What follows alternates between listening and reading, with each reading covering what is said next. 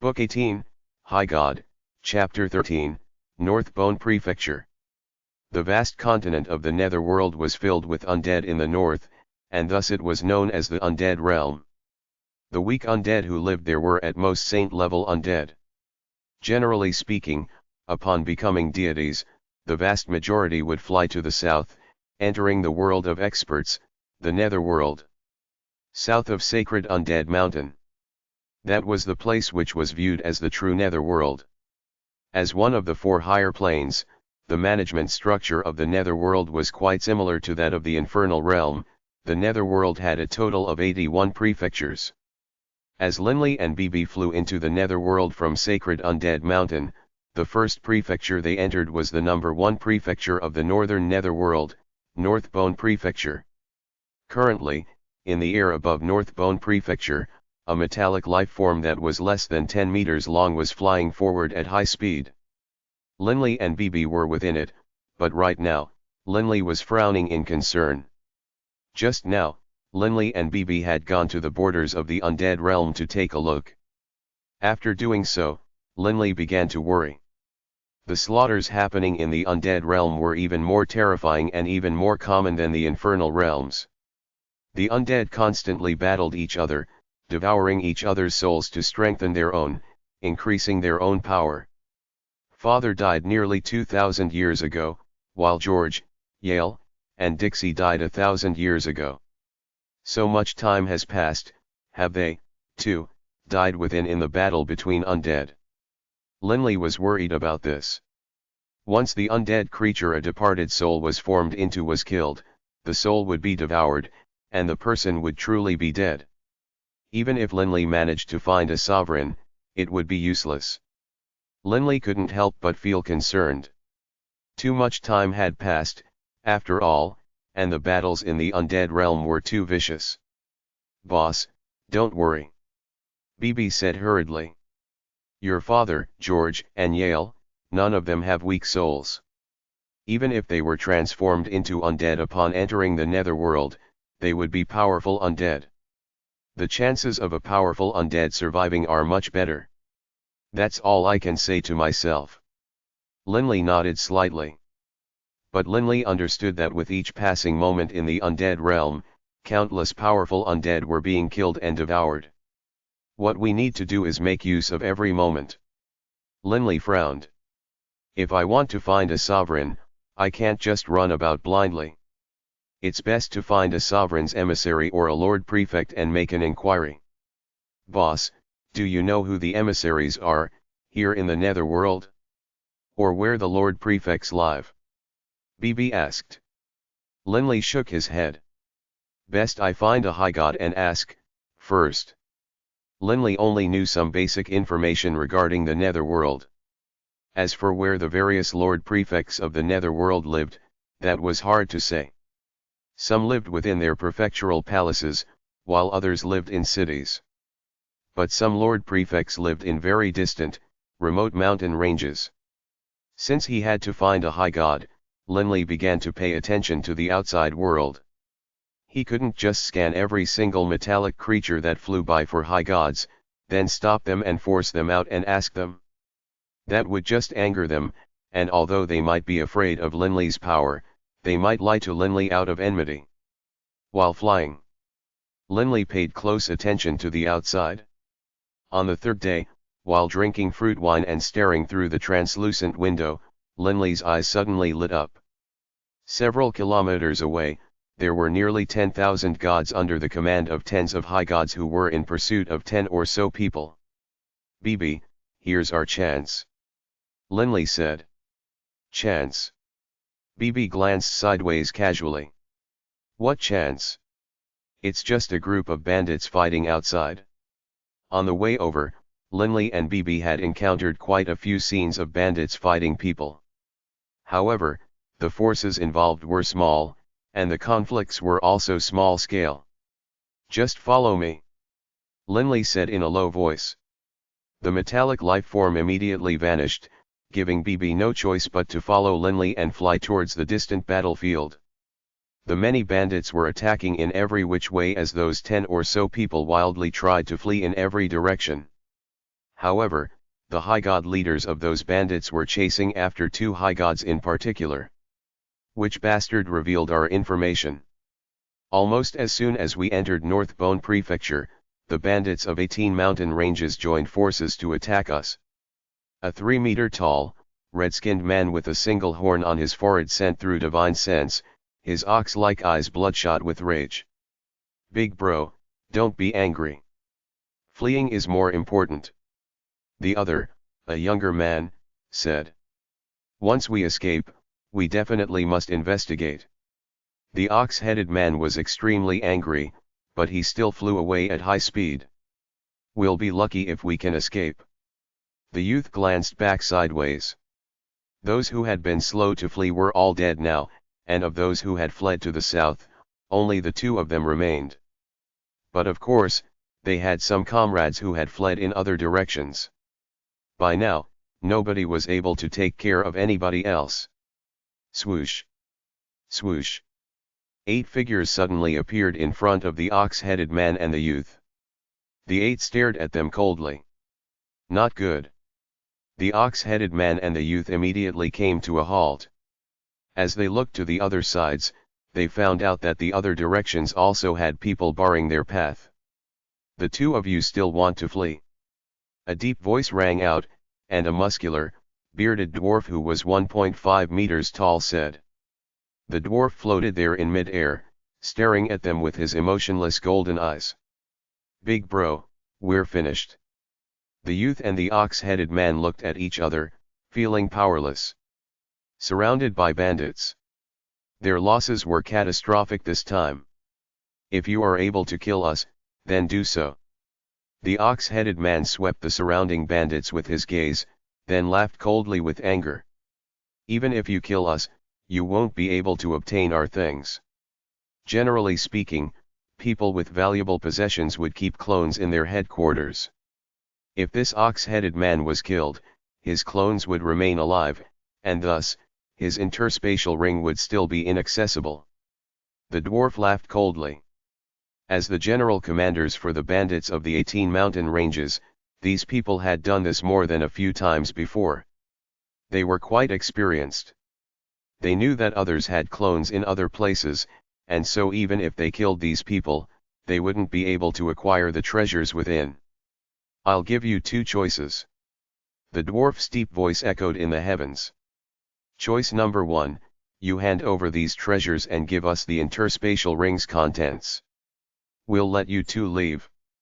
Choice number 2, you don't hand them over. Then none of us will gain anything, while the 2 of you will die. Then you die first. The ox-headed man bellowed, and his entire body instantly transformed into that of a mighty black bull, surrounded by blazing flames. He shot out towards the dwarf like a flaming mirage. The dwarf just laughed disdainfully, and in his hands, a 2-meter-long black grey tax appeared. Hefting the black grey tax, the dwarf gave a casual chop towards the flaming mirage, and where the grey tax passed, space itself trembled like ripples in water. Suddenly, an earthen yellow aura descended from the heavens, spreading out to a diameter of 1,000 meters, forming a hemisphere of earthen yellow light and trapping all of the Highgod bandits within, as well as the ox-headed brothers. In addition, beneath that hemisphere of earthen yellow light, a round plate formed from divine earth power was formed, covering up this hemisphere. Swoosh! Swoosh! Swoosh! In an instant, the 33 Highgod bandits and the 2 ox-headed brothers trembled as their bodies irresistibly were drawn downwards, smashing heavily against the round plate formed by divine earth power. The group stood there in terror, unable to take to the air. They all raised their heads, looking towards the skies in terror. A brown-haired youth dressed in a sky-blue robe was there, along with a youngster wearing a straw hat. They stood in the air, side by side. "Milord." The big bearded dwarf immediately bowed respectfully.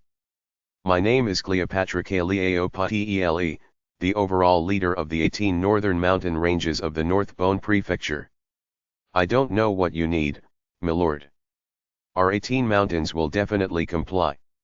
Instantly, the other 32 Highgod bandits bowed as well.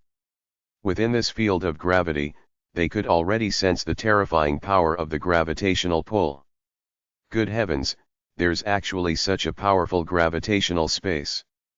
If he wanted to kill us, he could slaughter us with ease.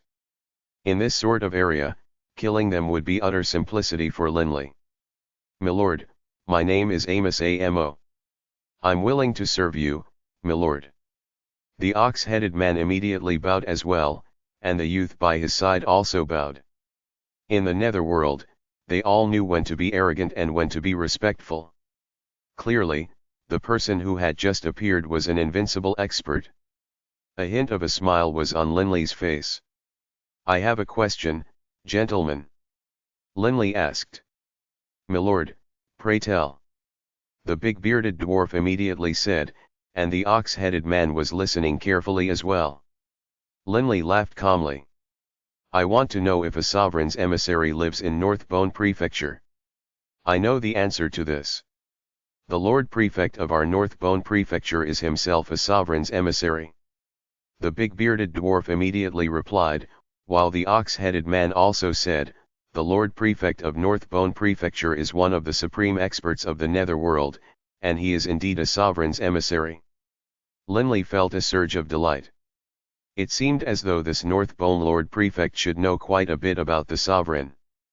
BB immediately asked as well, "Where does the Lord Prefect live?" "You, speak." BB pointed at the ox-headed man.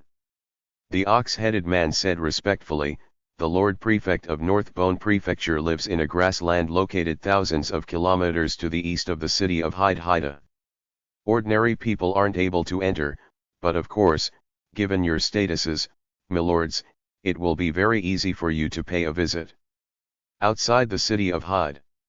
A map instantly appeared in Linley's mind.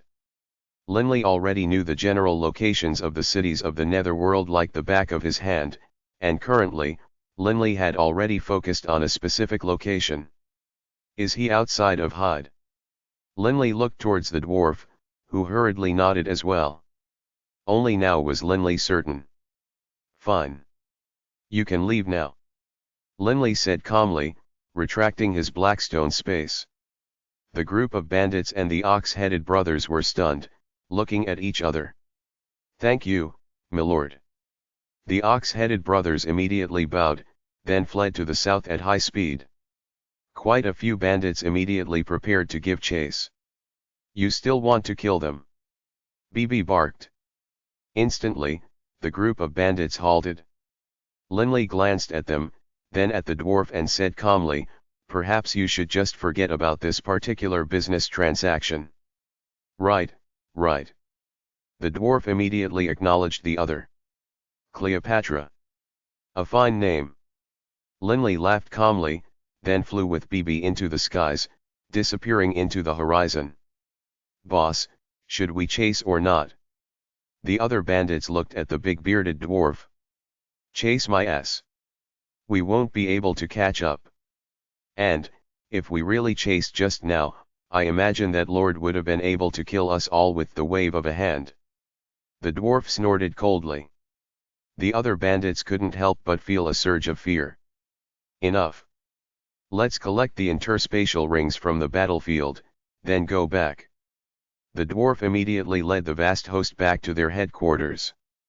The bandits of the 18 northern mountains of North Bone Prefecture were indeed a powerful force, and their leader, Cleopatra, was someone who was nearly at the 6-star fiend level of power. The bandits had 18 chiefs, but of course the dwarf was the overall leader.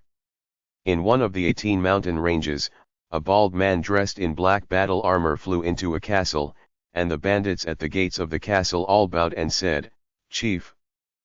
The bald, black-armored man just strode into the hall, filled to the brim with rage. "Chief, why are you so angry?" A gentle voice rang out. "Ugh." The bald man sat down upon his throne in the main hall, grumbling unhappily, "You have no idea. Today, we brothers of the 18 mountain ranges all joined forces, and were at the verge of success. But who would have imagined that a pair of supreme experts would suddenly appear out of nowhere, and ask us questions about the Lord Prefect and Sovereign's emissaries? And they even forced us to let those 2 fat sheep escape. Then our luck really was terrible. The gentle voice said. Ugh. The bald, black-armored man stood up again. Enough, George. Quite a few of the brothers of our mountain range died this time. The squads need to be rearranged. Help me handle it? I'm not in the mood. Yes, Chief. The reply came from a youth with a very friendly smile on his face. If Linley was here, he would have immediately recognized that this was his brother, George. Book 18, Highgod, Chapter 14, Saint. The bald, black-armored warrior glanced sideways at George, then went to rest. He was very satisfied with George's performance as his housekeeper. First of all, George was a demigod, and thus didn't pose any threat to him. Second of all, George was indeed talented, and made suitable arrangements for all of the forces throughout the mountain range. He now believed that his decision in the past to not kill George was one of his wisest decisions. This time, there weren't many casualties, and so George quickly finished the arrangements. Night. Within the mountain castle. George stood in front of a window, staring through it at a curved, devilish red moon. This curved devilish red moon reminded him, this was the Netherworld. Not his homeland, the Yulan continent. How much longer will this sort of life continue for? George mused to himself. I wonder what has happened to the Yulan continent in the past 1,000 years. According to the tyrannical actions of that Odin, most likely Boss Yale and even Dragonblood Castle suffered greatly. George was a very calm and cool-headed person. No matter what sort of environment he encountered, he would quickly adapt to it. In the Netherworld, there was something that everyone knew: undead wouldn't possess memories of their past lives. Only after they evolved and transformed into deities would their souls be baptized by the natural laws, and in that moment, the dusty memories of their past life would be restored to them as well. When George died, he had been a saint. When his soul had been drawn into the Netherworld and had been transformed into an undead departed soul, his power had been determined by his soul's power. George's soul had been that of a saint, and so when he had become an undead, he had become a saint-level undead. When George had been a saint-level undead, George hadn't had any memories regarding his past life. All he knew was to kill other undead, to devour their souls, and to strengthen himself. As he strengthened himself, his soul constantly grew in power. And then, as he continuously, slowly gained insights, suddenly, he had broken through and become a deity. In that instant of becoming a deity, George had regained all of his memories. He knew that in the past his name had been George. As a senior minister of the former Yulan Empire, George's diplomatic skills and interpersonal relationship skills were far superior to Linley. When they were young and at the Ernst Institute, George made friends very easily, and in the government of the Yulan Empire, he had been at home as a fish in water. Now, he was in a base for bandits. Perhaps bandits were talented in training and battle, but with regards to management, they were far inferior to George. Thus, everyone acknowledged wholeheartedly George's talents as housekeeper. Right now, my first goal is to gain enough money in order to buy a house within a city. George had already made a plan for himself. Afterwards, I will train within the city in safety. By then, I won't have to spend so much energy. As housekeeper for this mountain range, George's status was very high, second only to the leader of their mountain range. He could have easily acquired a god-level divine spark and fused with it, but he didn't want to. He wanted to independently become a deity. Thus, although he didn't dare to openly embezzle, given his abilities, if he were to secretly secrete a large amount of wealth into his own interspatial ring, how would others be able to find out? If someone had enough money, why would they want to stay in a bandit's nest? Unfortunately, Third Bro is in the infernal realm. It will be very hard to see him again. George sighed to himself. North Bone Prefecture was indeed vast. The metallic lifeform Linley was riding flew for several months before reaching the grasslands outside the city of Hyde. This residence of the Lord Prefect of North Bone Prefecture feels like a city. BB stared through the window and spoke out in praise. The forces stationed here station in the hundreds of thousands, and they are arranged into rows of houses. They really do seem quite imposing. And that tall castle in the center, that must be the actual residence of the Lord Prefect. Linley looked over as well. That tall castle was over 100 meters tall, and was an ivory white color. I hope the Lord Prefect is at home. Linley sighed to himself. If this Lord Prefect isn't present, we would have made this trip for nothing. Linley immediately stored away his metallic life form, and then he and BB flew towards the distant residence. The residence of the Lord Prefect of North Bone Prefecture was naturally under heavy guard, and many prefectural soldiers were on patrol. Who goes there? The distant soldiers shouted from far away, before Linley even drew near. But Linley and BB continued to fly over. Tens of prefectural soldiers immediately flew forward, with the leader being a soldier with a single horn on his forehead. The leader barked, "This is the residence of the Lord Prefect. Outsiders are not permitted to wander about freely here. The two of you had best leave immediately. Please go report to the Lord Prefect that Elder Linley of the Four Divine Beasts clan wishes to pay his respects."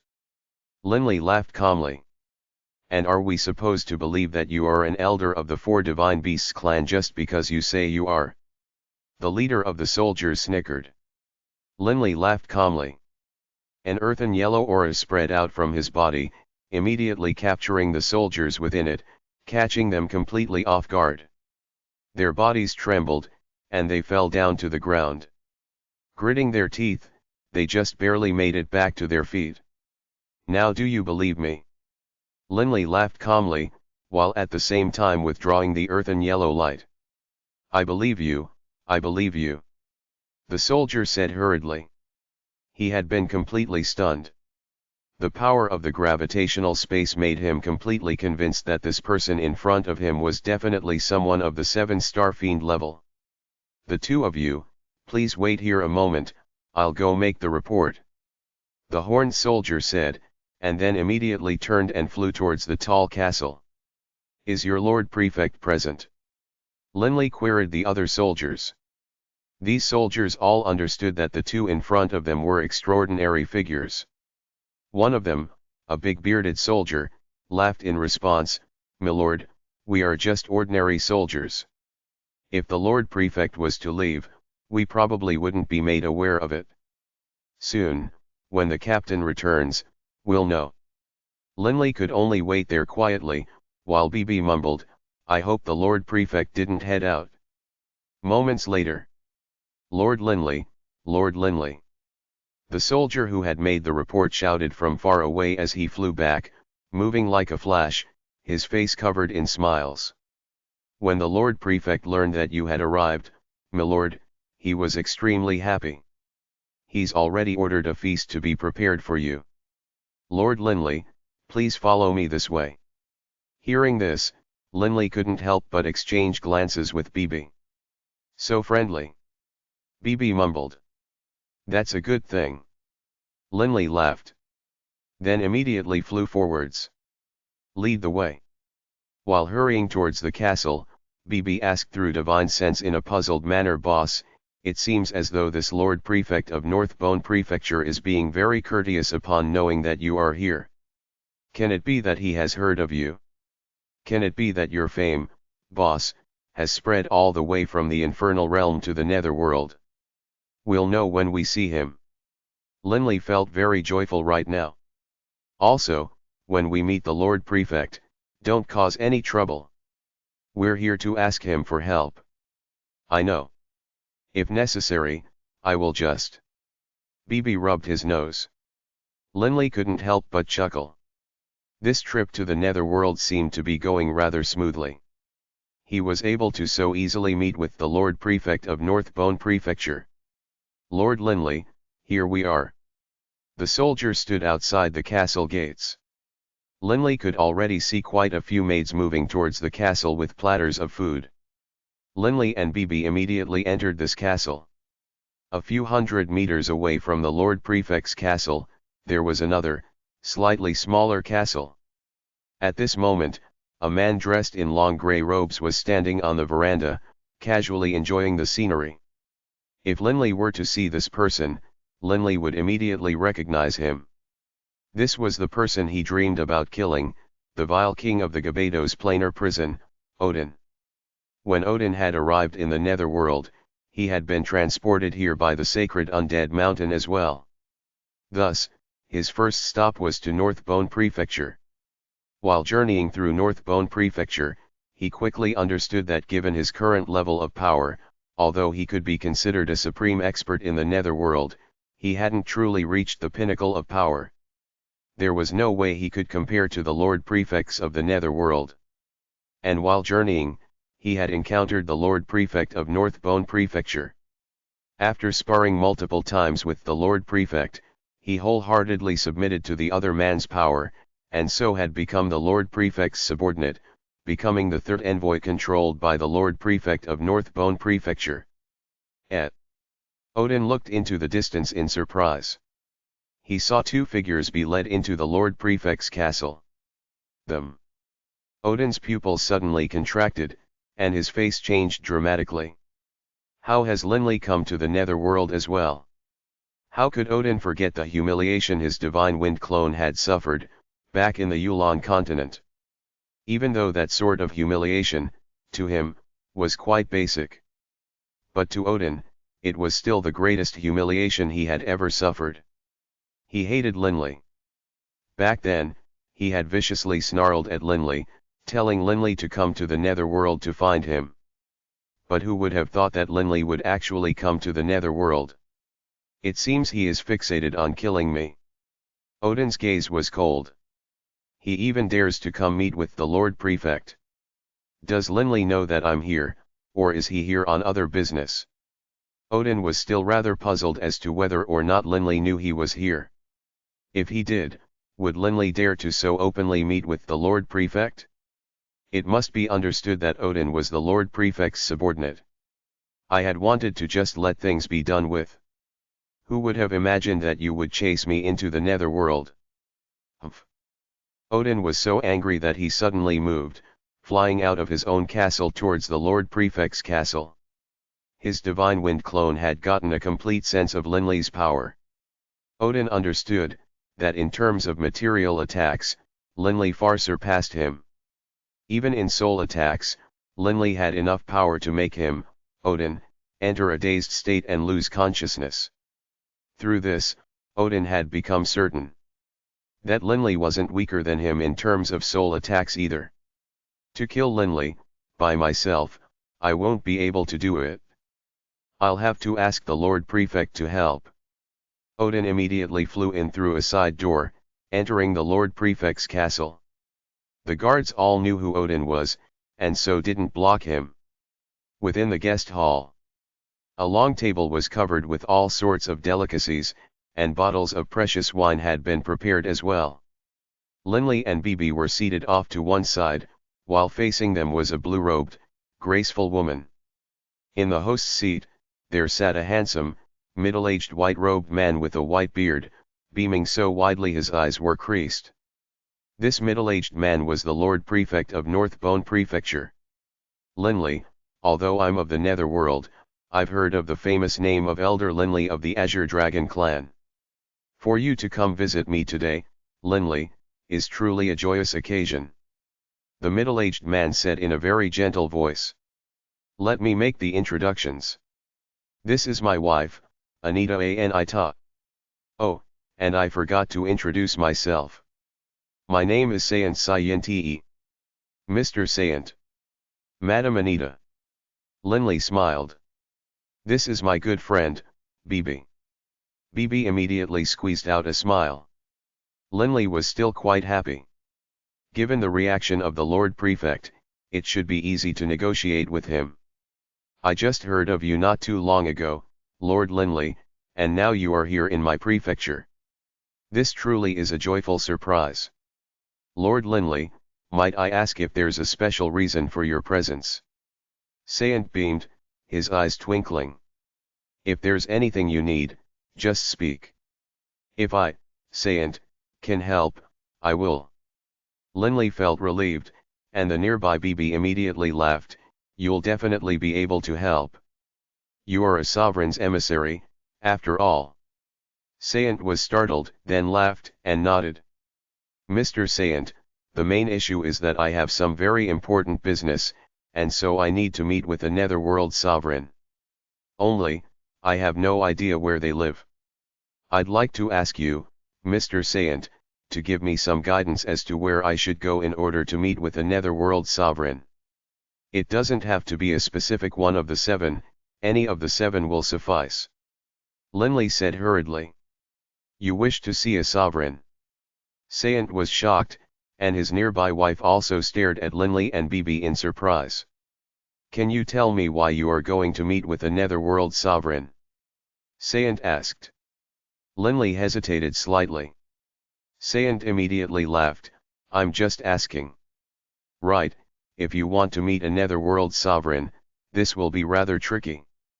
I do know where a Netherworld sovereign lives, but even if you go there, if the sovereign isn't willing to meet you, your trip will have been in vain. Sovereigns are proud and lofty individuals. Linley felt overjoyed. So Sayent did indeed know. Mr. Sayent, please tell me where a sovereign resides.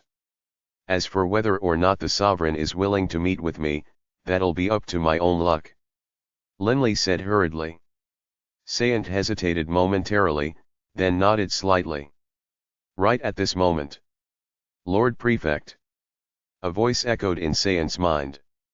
Sayent couldn't help but frown. Then sent back in response through divine sense, Odin, what is it? Book 18, Highgod, Chapter 15, Throwing One's Life Away. Odin's interruption did indeed irritate Sayent. Lord Prefect, there is currently a person named Linley present visiting you, correct? Odin sent through divine sense. Right, that is indeed the case. Sayent was rather surprised at how quickly Odin had found out. Odin hurriedly sent back through divine sense, Lord Prefect, why has Linley come? Linley wishes to meet with a sovereign, and ask me where a sovereign lives? Why? Sayent was rather puzzled. Odin was shocked as well. Meeting with a sovereign.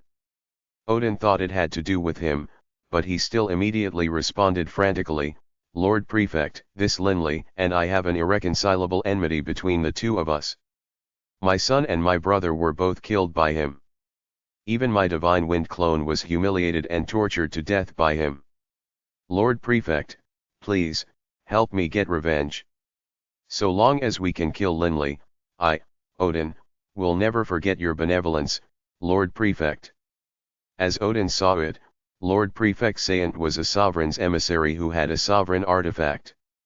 He was definitely a truly supreme expert. He should be absolutely confident in being able to kill Linley. Kill Linley? Out of the question. Sayent was rather angry now. Lord Prefect. Odin was frantic. Lord Prefect, if I was able to kill him, I would have killed him long ago. But I'm not able to. Lord Prefect, I beg you, kill Linley. So long as you kill him, if you have any orders for me, Lord Prefect, even if it costs me my life, I will carry them out. Sayent sent back angrily through divine sense, listen clearly. It isn't that I don't wish to help you gain revenge. Only, I'm not confident in being able to do so either. Not confident. Odin didn't dare believe it. How can you not be confident? Odin, you should be aware that not long ago, I went to visit an old friend and that I just returned not long ago. Sayent said. Right. Odin knew of this. I had gone to visit the patriarch of the Ashcroft clan. It was the Nether Serpent himself who told me about Linley. Do you know, that when Linley was a god, he was able to kill multiple 7-star fiends by himself? Sayent barked back through divine sense. Odin was stunned. God. How is that possible? Based on the projections of the 8 great clans, now that Linley is a Highgod, it is very likely that he has reached the level of being a paragon. Even if the projections of the 8 great clans are incorrect, given his amazing performance as a god, now that Linley is a Highgod, his strength is such that even I am not certain of victory against him. Saint sent back. Not to mention, victory over and killing were 2 different concepts. Saint wasn't confident of even being able to defeat Linley, much less kill him. Tell me, am I supposed to go kill a presumed paragon level expert? Saint sent back. Odin was stupefied. He knew that Linley was powerful, but not even in his wildest imaginings would he have thought that the Ashcroft clan's patriarch would acknowledge Linley's power, and even suspect him to be a paragon. This was an extremely high-level appraisal. After all, there was no way to judge from the surface if someone was a Highgod paragon or not. For example, Dunnington. Others only suspected him of being a paragon. Even after someone fused all 6 profound mysteries. Others wouldn't be able to judge that just from looking at the person. It was precisely because he knew Linley to be incredibly powerful that Saint was so courteous. Otherwise, given his status as a sovereign's emissary, why would he act in such a manner? Unfortunately, none of them knew that Linley had the black stone which the Redbud sovereign had bestowed upon him, which was why he had such astonishing power. Lord Prefect! Lord Prefect! Odin sent back frantically. Linley is fixated on killing me. Lord Prefect, I beg of you, please help me come up with a way to kill Linley. Oh, right, Lord Prefect, Linley wants to meet a sovereign, right? Have the sovereign kill him. Have you gone stupid? Saint was truly beginning to grow angry now. He immediately sent back, do you think the sovereigns will act at your beck and call? Only now did Odin come to his senses. But your suggestion does remind me of a method. Saint said. You have a method. Odin was overjoyed. Enough. Don't speak to me through divine sense again. Wait there. Saint barked. Conversations through divine sense occurred at lightning speed. Although they had exchanged tens of sentences, in truth, not even a second had passed. In the banquet hall, Linley and Bibi were looking at Saint, awaiting Saint's answer. I do know where a sovereign lives, but Linley. Saint said with a solemn expression. The residence of a sovereign is set up to prevent others from disturbing them. Thus, their residences are in very dangerous locations, even 7-star fiends wouldn't dare to casually go barging in. Thus, Linley, I urge you to reconsider it. Mr. Saint, no need for you to be concerned. Please tell me where to go. Linley said urgently. Tell us where it is. We're growing really impatient. Bibi mumbled to the side. Saint hesitated momentarily, but then nodded. Fine, then. Our Netherworld has a very dangerous location, the #1 mountain peak of the Netherworld, the Abyssal Mountain. Everyone in the Netherworld knows that the Abyssal Mountain is an extremely dangerous place, but what they don't know, is that within the Abyss Mountain lies the residence of a sovereign. Saint's wife, Anita, glanced towards Saint in surprise upon hearing this. Clearly, this response by her husband caused her to feel surprise. Abyssal Mountain. Linley frowned. In the book provided him by Beirut, the descriptions of the various places had also included a description of the #1 tall mountain of the Netherworld, Abyssal Mountain. According to what the book said, the Abyssal Mountain was the most dangerous location of the Netherworld, and that no matter what, no one was permitted to barge in. I want to see how dangerous it can be. Linley made his decision.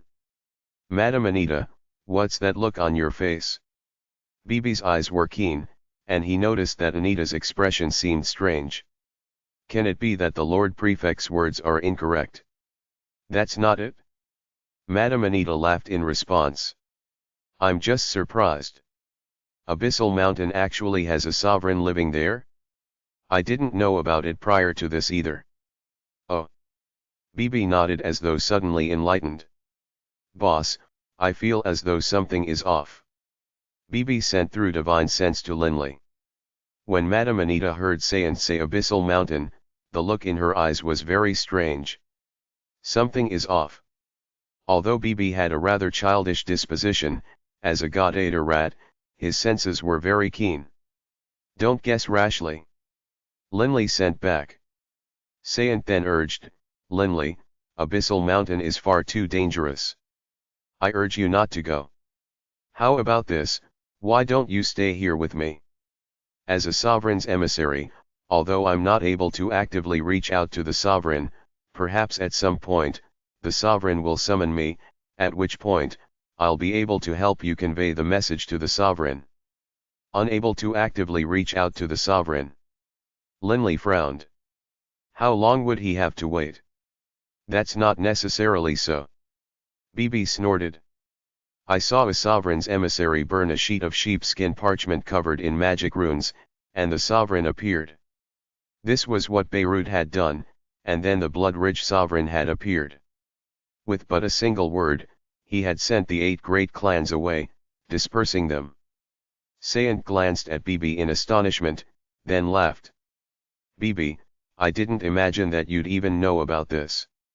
Indeed, this is a type of method by which one can summon a sovereign. Only, that paper with magic runes isn't something that I can create, the sovereign has to personally create it. That's the only reason why the sovereign would sense the paper being burned. However, the sovereign didn't bestow one upon me. Saint said apologetically. And Linley understood that even if Saint had one, why would he use up such a precious item on behalf of Linley? Mr. Saint, I am already extremely grateful to you. But Abyssal Mountain is deep within the Netherworld, and it will take me 30 or 40 years to travel there from here. It will take too long. I wonder, if you know any of the residences of the other 6 sovereigns? Linley asked. Linley wanted to waste no time in saving his father and brothers. Abyssal Mountain was indeed a bit too far. I'm not. Saint shook his head regretfully. Linley, although I'm a sovereign's emissary, I don't know where the sovereigns live. The only reason I know of Abyssal Mountain as being one such place is because I once heard the sovereign speak of it. As for the others, I truly have no idea. I imagine the sovereigns don't wish to be disturbed. Linley felt rather resigned. Still, he had already gained something on this visit. At least he now knew that Abyssal Mountain was the residence of a sovereign. Abyssal Mountain. Linley had made up his mind. His father and brothers had spent nearly 2,000 years in the undead realm. If they had been able to last for so many years, lasting a few more decades probably wouldn't be too hard. Linley, let's not just chat. Come, taste some of the special delicacies of the Netherworld. Saint laughed while speaking. Linley and BB continued to chat casually with Saint and his wife while drinking wine, spending quite a bit of time in the process. Afterwards, Lord Prefect Saint of North Bone Prefecture and his wife, Madame Anita, escorted Linley and BB all the way out to the perimeters of the guard camp. Mr. Saint, Madame Anita, no need to see us any further. Linley said gratefully. Saint let out a sigh. Linley, to be honest, I truly do not wish to see you go to Abyssal Mountain. Abyssal Mountain truly is dangerous, although I haven't gone deep into it myself. I've heard others speak of how dangerous it is long ago. Watching you head to Abyssal Mountain, alas. Linley, I urge you to just wait. In a few 100,000 years or a few million years, perhaps the sovereign will summon me. Hundreds of thousands of years? Millions of years? If his father and siblings hadn't transformed into deities, they would die in the battles between undead. No matter how hard Linley worked, by then, it would all be fruitless. No need. Linley laughed. BB, standing there to one side, seemed rather unhappy. Linley suddenly thought of something. On this trip to the Netherworld, Aside from helping his father and his brothers regain their memories, which was his primary goal, he had another goal. If he had the chance, he would kill Odin. As Linley saw it, since Saint was the Lord Prefect of North Bone Prefecture, he should know quite a few experts. Mr. Saint, Madam Anita. I would like to ask you if you've heard of a person. This person is roughly at the 7-star fiend level of power. His name is Odin. Linley looked at Saint and Madame Aniak. Saint raised an eyebrow, but Anita began to laugh. Ha ha, Odin. Of course we've heard of him. Madame Anita laughed as she spoke. Linley's eyes immediately lit up, and Bibi turned to look as well. You know him? Linley said in surprised delight. Madame Anita let out 2 chuckles. Yes. When Saint and I were roaming within the borders of North Bone Prefecture, we once ran into Odin. Odin's power was indeed not bad, but compared to my husband, Saint, he was still quite a ways off. He lost multiple times, and submitted wholeheartedly, and so chatted with us for a time. We asked him to stay with us for a while, but he said that he had just arrived in the Netherworld, and wanted to roam about the other regions of the Netherworld and do some adventuring. We didn't stop him. I have no idea where in the Netherworld he is now. Oh. Linley and Bibi couldn't help but feel disappointed. Then we won't disturb you any further. Linley and Bibi bade them farewell, then entered their metallic life form and flew to the south, disappearing into the horizon. Why did you want me to deceive them? Anita turned to look at her husband. When she said these words, Anita also vigilantly set up a godrealm, preventing others from hearing. Saint laughed calmly. Do you know that between Linley and Odin, there lies a tremendous and irreconcilable hatred? Ah! Anita said, surprised. Then just now, when you said that the sovereign was at Abyssal Mountain, it was also because... Right. Saint laughed calmly. Odin is one of us, after all. In addition, Linley and the Nether Serpent can be considered antagonistic. Although Linley isn't an enemy, he can't be said to be a friend either. However, Linley is very powerful. It isn't worth offending Linley for the sake of Odin. Still, all I did was give him a location. But you are having him throw his life away. Anita said. He is indeed throwing his life away. Saint laughed. However, Abyssal Mountain is indeed the residence of a sovereign. Huh? It really is. Anita looked towards him in surprise. Right. And not an ordinary sovereign, the most powerful of the 7 sovereigns of the Netherworld. It is the residence of the chief sovereign of death. Saint laughed calmly. I urged Linley not to go, but he insisted. If he dies, it has nothing to do with me. The chief sovereign of death. Saint let out a sigh. Book 18, Highgod, Chapter 16, Abyssal Mountain. That eerie, crescent red moon hung up high in the void. A metallic life form flew through the skies, bathed in that eerie red glow. Linley peered through the window towards the outside.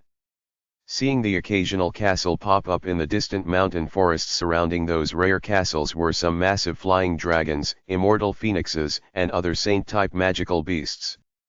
These enormous magical beasts were reared in captivity. Within the metallic life form. Boss. Bibi was holding a goblet of wine. Sipping from it, he frowned. Are we really going to the Abyssal Mountain? The book Grandpa gave us spoke of it, and said that it was the most dangerous location in the entire Netherworld. Although I want to adventure as well, I keep on having the feeling that Saint's words are unreliable. Whether his words are reliable or not, we can't be certain for now. Linley put down his goblet, laughing calmly. We've just spoken to a single Lord Prefect. The Netherworld has more of them than just Saint himself. When we reach the next prefecture, we'll ask again. After having spoken to a number of Lord Prefects, we can make our decision. Speaking with a Lord Prefect would only take a day or two, but traveling to the Abyssal Mountain would require decades. Nursing his goblet while walking to the front of the metallic life form, Linley stared through the window again, into the ancient nighttime scenery of the Netherworld. Linley sighed emotionally. I hope that the souls of Father, Yale, George, and Dixie were able to stay alive in the undead realm. From North Bone Prefecture to the Abyssal Mountain was a journey that entailed crossing through 6 other prefectures. In 2 of them, the Lord Prefects were situated in rather remote, distant corners. If Linley was to go visit with them, he would have to deviate significantly from his route by hundreds of millions of kilometers, and so Linley gave up and didn't go visit them. He went to visit the other 4 Lord Prefects instead. Of the other 4, 2 of the Lord Prefects were not present within their residences. It was possible that they were outside adventuring, and so Linley left empty-handed. But Linley did, in fact, meet the other 2.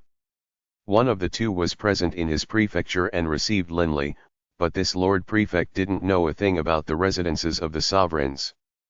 As for the other Lord Prefect, this one did indeed know a bit regarding the sovereigns. He said to Linley, Linley, based on what I know, deep within the Nether Sea, in the Azure Wave Island, there lies the residence of a sovereign.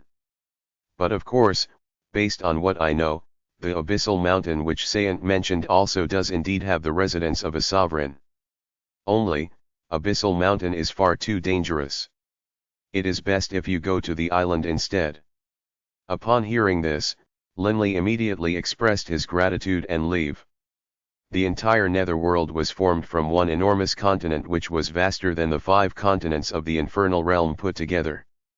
At the ends of the Netherworld was a vast, endless sea which was known as the Nether Sea. The Nether Sea was truly endless, and the Azure Wave Island was deep within it. Go to Azure Wave Island. Linley shook his head internally. Traversing the entire Netherworld alone will take nearly 2 centuries. To then venture into the Nether Sea and travel to Azure Wave Island will most likely take another century or 2. The trip to Azure Wave Island will take at least 3 or 4 centuries. Linley sighed to himself. In addition, who knows if I will even be able to meet the Sovereign once I reach Azure Wave Island. If I'm not even able to meet the Sovereign, I'd have to leave and head to the Abyssal Mountain and spend another 3 or 4 centuries. This round trip would take 7 or 8 centuries. Not worth it? Not worth it? The danger level of Azure Wave Island was much lower, but it was too far. Time. Time was precisely what he couldn't afford to waste right now. The sooner he could save his father and the others, the better. If too much time passed, his father, Yale, and the others might have truly died. Boss, you made your decision? We are going to the Abyssal Mountain. BB asked. Right. We're going to the Abyssal Mountain. So what if it is a bit dangerous? At least I am now certain that the Abyssal Mountain is indeed the residence of a sovereign. If we fail in our journey to the Abyssal Mountain, we can then hurry to Azure Wave Island. No matter what, we can't waste any time on roundabout trips. Linley said. Hey, boss, take a look outside. BB suddenly said in astonishment. Linley looked through the translucent metal to the outside as well.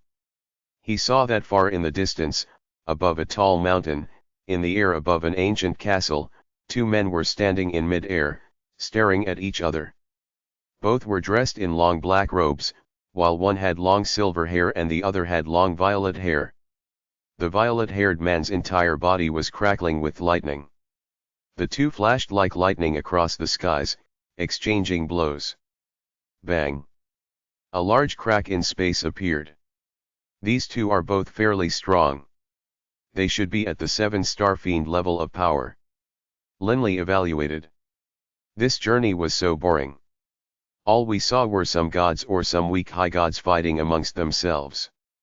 It's rare to see supreme experts battle. Boss, let's take a break and see who wins. BB's eyes were shining as he spoke. BB was rather interested in battles between supreme experts. Linley was helpless. We'll only stop for a short period of time. Linley still brought the metallic life form to a halt. In the distant horizon, Those two supreme experts exchanged multiple blows, their power causing the skies to split open time and time again. But a few moments later, the body of the silver-haired man suddenly vanished like an illusory shadow as he fled at high speed into the distant skies. As for the violet-haired man, he pursued at high speed. "Hey, that's boring. They ran away before anyone died," Bibi said resignedly. "Enough. It doesn't matter who lives or dies. We aren't too far from the Abyssal Mountain by now. We'll be there in a few months. Let's make haste." Linley once more controlled the metallic life form, sending it flying forward. "A few more months. Whoa! I look forward to it. They say the Abyssal Mountain is dangerous, but how dangerous, really?" Bibi's eyes were gleaming. "We'll know when we get there." Linley laughed, while his mind thought back to the descriptions of the Abyssal Mountain, the book he had read. The Abyssal Mountain was the greatest of the mountains of the Netherworld. It was more than 1,000,000 meters tall, with a circumference of over 10,000 kilometers. The Abyssal Mountain was constantly surrounded by tricolored fog clouds, which actually formed heaven-earth chains around the entire mountain. The wall of fog was not to be touched, as any who touched it was almost guaranteed to perish. The Abyssal Mountain was filled with dangers, and people were not to casually enter it. Tricolored fog clouds? Heaven-earth chains? Linley's mind was filled with questions. The descriptions the book had regarding the Abyssal Mountain was very sparse. It just repeatedly warned that the Abyssal Mountain was not to be entered, and that it was very dangerous. As for the tricolored fog clouds and the heaven-earth chains, it didn't describe them in detail. Linley spent the next few months in quiet training, and time passed quickly. On the 30-plus years of this journey, Linley's divine clones remained constantly in training, while his original body assisted his divine earth clone in meditating on the laws of the earth. However, the amount of improvements he made in 30 years wasn't that significant. For example, his divine water clone had reached the bottleneck in the sixth mystery long ago, but despite so much time having passed, he had yet to make any breakthroughs and reach the Highgod level. "Boss, boss!" Bibi's jubilant cries rang out. "Hurry, hurry, look, look! Abyssal Mountain! Abyssal Mountain!" Linley, who had been seated in the meditative position within the metallic life form, absorbed in training, suddenly opened his eyes. Swoosh! Linley hurried to the front of the metallic life form, staring out through the metallic metal. In the distance, a towering, dazzling mountain spire had appeared, surrounded by a layer of faint blue light. It looked like a blue mountain, but upon taking a closer look, Linley realized that the blue light was constantly flashing. It lives up to its reputation as being the greatest mountain of the Netherworld. A smile appeared on Linley's face. Bibi rubbed his chin, then said in praise, "The Abyssal Mountain really is tall. The books say that it is 1,000,000 meters tall, and before seeing it, I doubted if that was true." Seeing this tall mountain, Linley couldn't help but laugh. The mountains of his homeland, the Yulan continent, were tens of thousands of meters high at most. In the infernal realm, he had seen some extremely tall mountains that were hundreds of thousands of meters tall, but he had never once seen a mountain that was 1,000,000 meters tall. The Abyssal Mountain. "We're here." Linley let out a sigh. "Woo, we're here!" Bibi called out jubilantly. "Gosh darn it, the past 30 years have bored me to death. We finally made it. Everyone says the Abyssal Mountain is very dangerous, but I want to see what exactly is so dangerous about this place. I want to see what it can do me, Bibi." Linley glanced sideways at Bibi, not knowing whether to laugh or to cry. It truly was quite hard for Bibi to feel as though he was in any danger. Bibi's body was so tough that it could be said to be even tougher than God's park weapons. His material defense could be said to be invincible. As for his soul defense, although Linley wasn't certain, given that Bibi was capable of executing an innate divine ability such as the God Aider, Bibi's soul was definitely not weak, and he also had a soul-protecting artifact. Don't be incautious. The Abyssal Mountain is the residence of a sovereign. No matter how mighty you are, can you be mightier than a sovereign? Be low-key, be low-key. Linley laughed.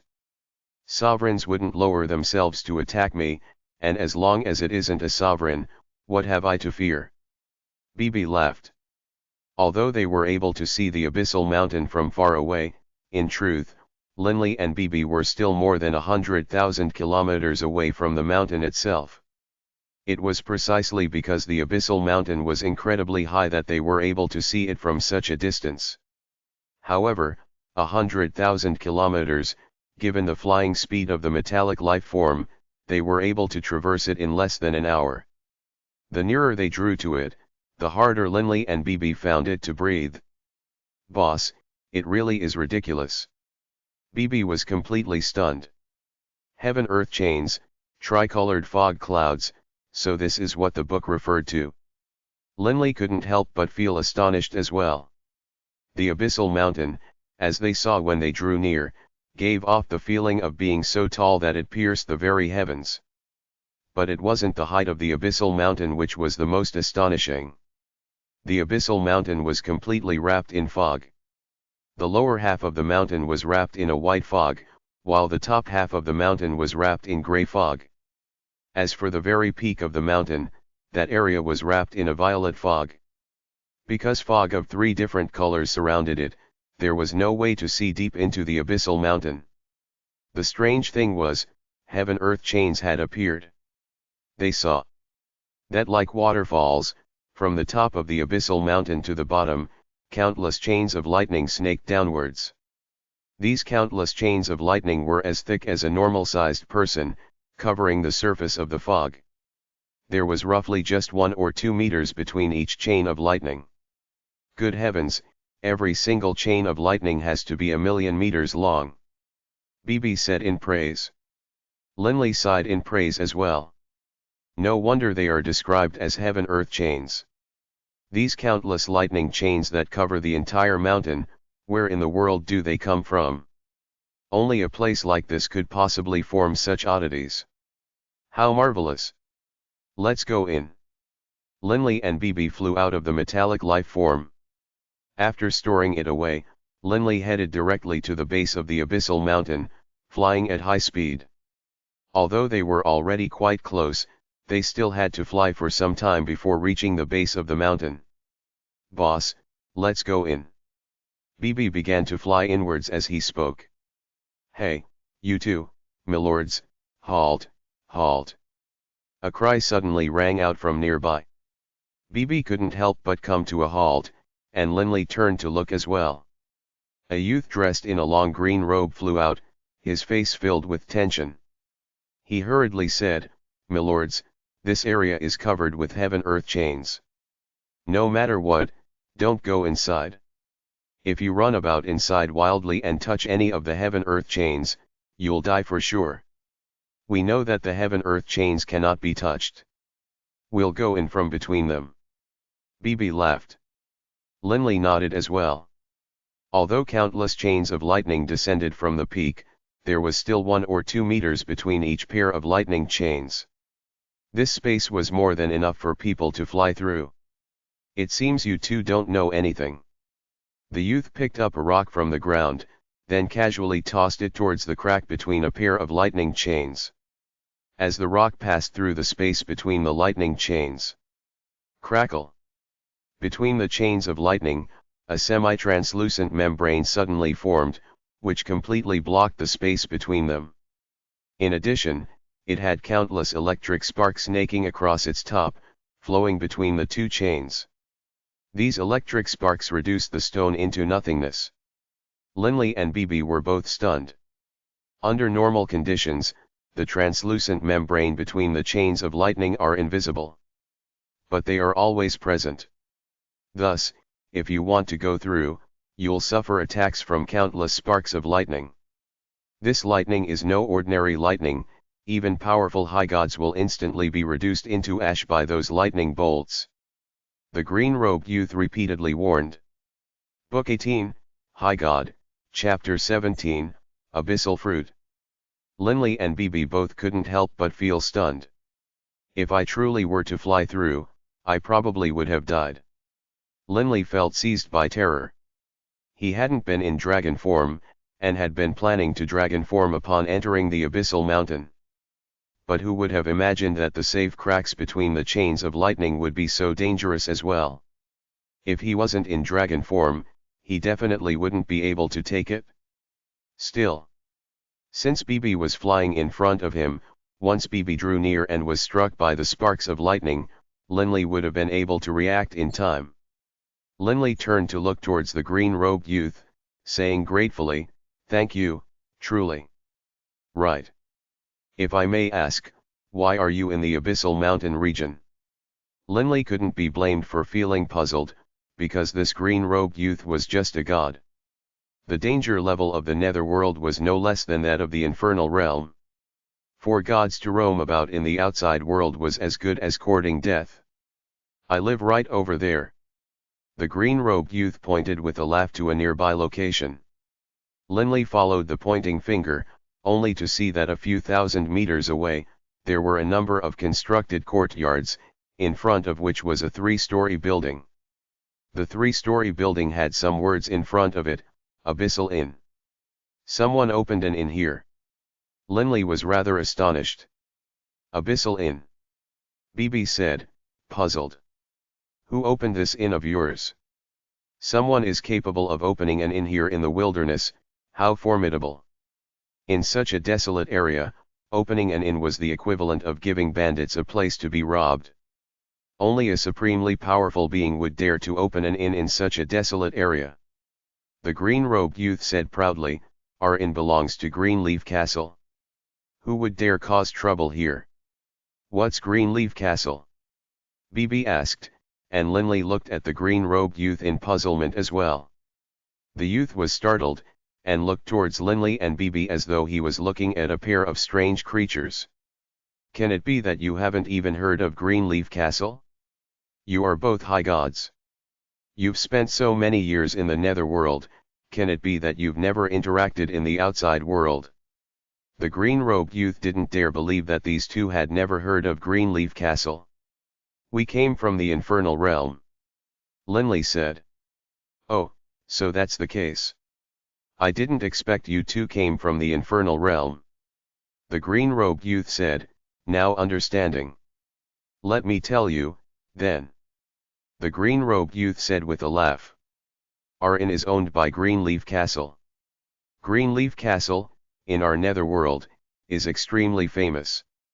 Our Greenleaf Castle has a total of 3 castle lords, and these 3 castle lords are all powerful sovereigns' emissaries." Linley and Bibi, hearing this, couldn't help but feel startled. The 3 castle lords were all sovereigns' emissaries. No wonder Greenleaf Castle was so mighty.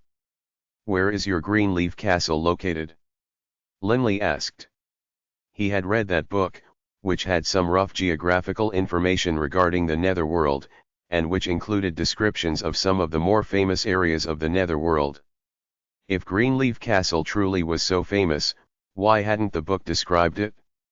"I don't know." The green-robed youth shook his head. "The exact location of Greenleaf Castle is one of the secrets of the Netherworld."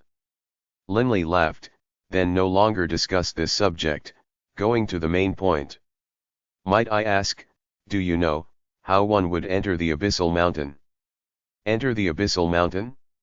"Oh, at the base of the Abyssal Mountain, roughly 1,000 kilometers from here, there is a mountain entrance.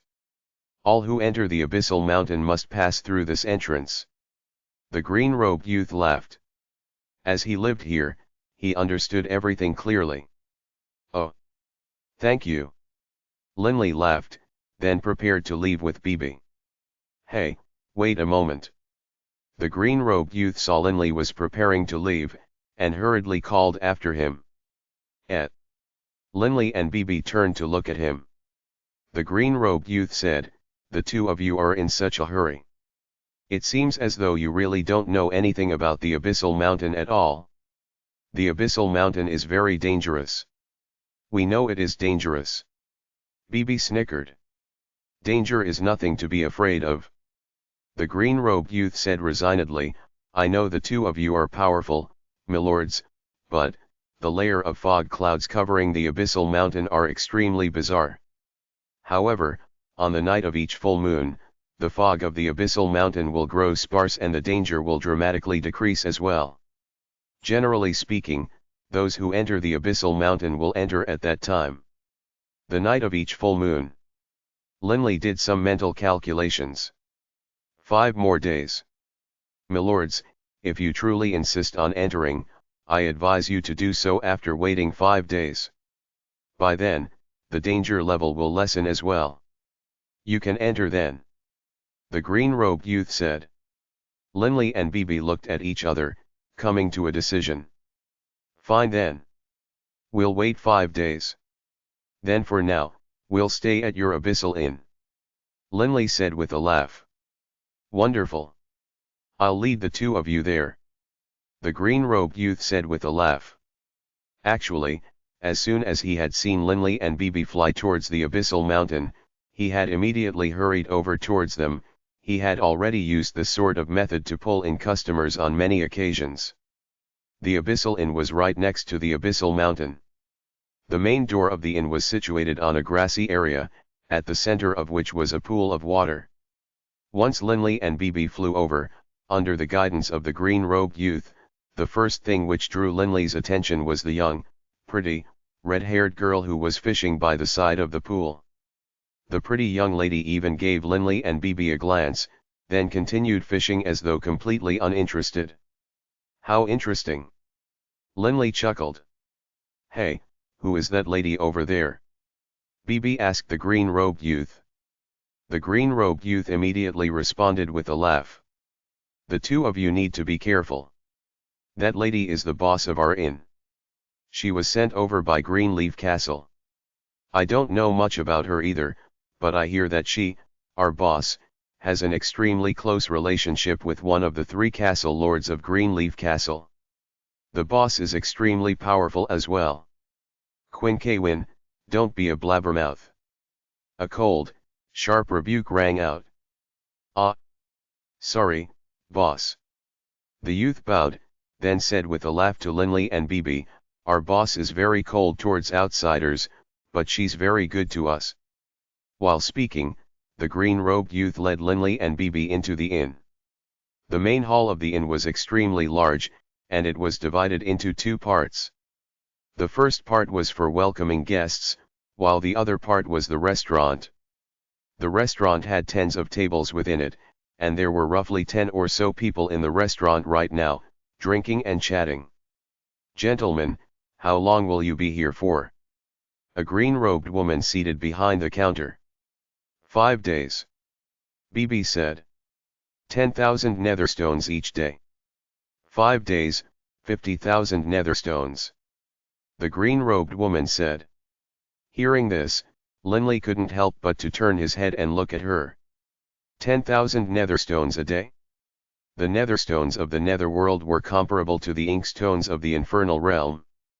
In the infernal realm, even the inns and hotels within the city would usually only charge a few hundred inkstones for an entire year. But this abyssal inn actually had a much higher price that was more than 10,000 times greater. This is robbery. BB said rather angrily. The green-robed woman just laughed calmly. That's the price of our inn. We can guarantee the safety of anyone who stays within our inn. Every year, quite a few experts will stay here. Ordinary inns wouldn't dare entertain such experts. Experts? Linley lifted an eyebrow. He noticed that the people chatting within the hotel were all Highgods. As for what level of power they were at, without fighting, it was hard to judge within a short period of time. But from what the green-robed woman was saying, these people should all be quite powerful. We only have inkstones. Linley said. Immediately, quite a few people drinking wine in the restaurant turned to look at them. Someone who only had inkstones had to have come from the infernal realm. To travel from the infernal realm to the Netherworld, this was enough to draw quite a bit of attention. Our abyssal inn welcomes guests from all planes. The green-haired woman wasn't surprised in the slightest. The same price. 10,000 inkstones a day, 50,000 inkstones in total. Right. If you want to eat and drink, you have to pay extra. Laughing, Linley waved his hand, paying the fee. How is it that this place of yours has so many customers? Bibi looked towards the woman, asking in puzzlement. The Abyssal Mountain is in such a desolate location. Can it be that so many people have come here to enter the Abyssal Mountain and throw their lives away? These words caused quite a few people in the restaurant to look at Bibi, with quite a few unkindly looks. Humph, throwing our lives away? Aren't the two of you coming to throw your lives away as well? A cold voice rang from nearby, within the restaurant. Linley glanced calmly at the speaker as well. Bibi, stop causing trouble. Linley said with a calm laugh. Although he didn't fear them, Linley didn't want to cause trouble either. You had all best remember that here in our Abyssal Inn, you are not to fight. The green-robed woman said. Don't worry. Linley laughed as he spoke. And then, Linley led Bibi into a corner of the restaurant and sat down. Immediately, a waiter came to greet him and brought over a menu. These prices are extraordinarily high. Bibi muttered. Still, Linley and Bibi were mentally prepared. They casually ordered a few dishes and 2 bottles of fine wine, with the cost being near 10,000 inkstones. Boss, why do you think these people are here? Can it be that they are like us, here to meet the sovereign? Bibi sent mentally. He didn't understand why these experts had come. Sovereign? There's not many who know that the Abyssal Mountain has a sovereign here. Linley sent back. He had met with 3 Lord Prefects after coming to the Infernal Realm, one of whom hadn't known at all that the Abyssal Mountain held a sovereign. And Sayant had said, that he had only learned it from his own sovereign. Clearly, the fact that Abyssal Mountain held a sovereign was a secret. Don't worry about other people's business. Linley laughed calmly. Linley was in quite a good mood after arriving here. Linley and Bibi began to drink the fine wine and eating while chatting leisurely. Mother ***, even people from the infernal realm have come over here to fight over the abyssal fruit. A grumbling, unhappy voice rang out from another side of the restaurant, and the words attracted the attention of Linley and Bibi. Abyssal fruit. Bibi looked towards Linley. Boss, do you know what the abyssal fruit is? No idea. Never heard of it? Linley shook his head, puzzled. Because this wasn't a secret, Linley and Bibi continued to chat. Friends from the infernal realm, you've come for the sake of the abyssal fruit, and yet you won't admit to it? This is a bit too laughable. You've come all the way from the infernal realm to our netherworld and now are at the abyssal mountain. If it isn't for the sake of the abyssal fruit, what is it for? A calm voice rang out from nearby. Linley turned to look. The speaker was a silver-haired, seemingly quite soft and feminine-looking youth. Hey, what's so amazing about the abyssal fruit? Tell me about it. Bibi said, raising an eyebrow. Quite a few of the other guests in the restaurant gave Bibi an unfriendly look. None of them said anything. The abyssal fruit is a legendary treasure. A cold, fierce voice rang out. The red-haired woman who had been fishing walked in, carrying her fishing rod in one hand and a bucket in another. It is a priceless treasure which only the abyssal mountain has. Anyone who acquires and eats an abyssal fruit will not only become a supreme expert of the netherworld, this person will also be met by a sovereign and become the sovereign's emissary. Linley's eyes turned round upon hearing this. Someone who acquired and ate the abyssal fruit would become a sovereign's emissary. Truly. Bibi didn't quite believe it. Of course it's true. The pretty red-haired lady cast her cold gaze across Linley and Bibi. Over the course of countless years, 3 abyssal fruit have appeared here, in the abyssal mountain. If this news was false, why would there always be groups of people coming here to try their luck? As she spoke, she glanced at the people in the restaurant. And then, The red-haired beauty headed upstairs, her footsteps ringing out against the stairs. Linley and Bibi exchanged glances, still unable to believe it.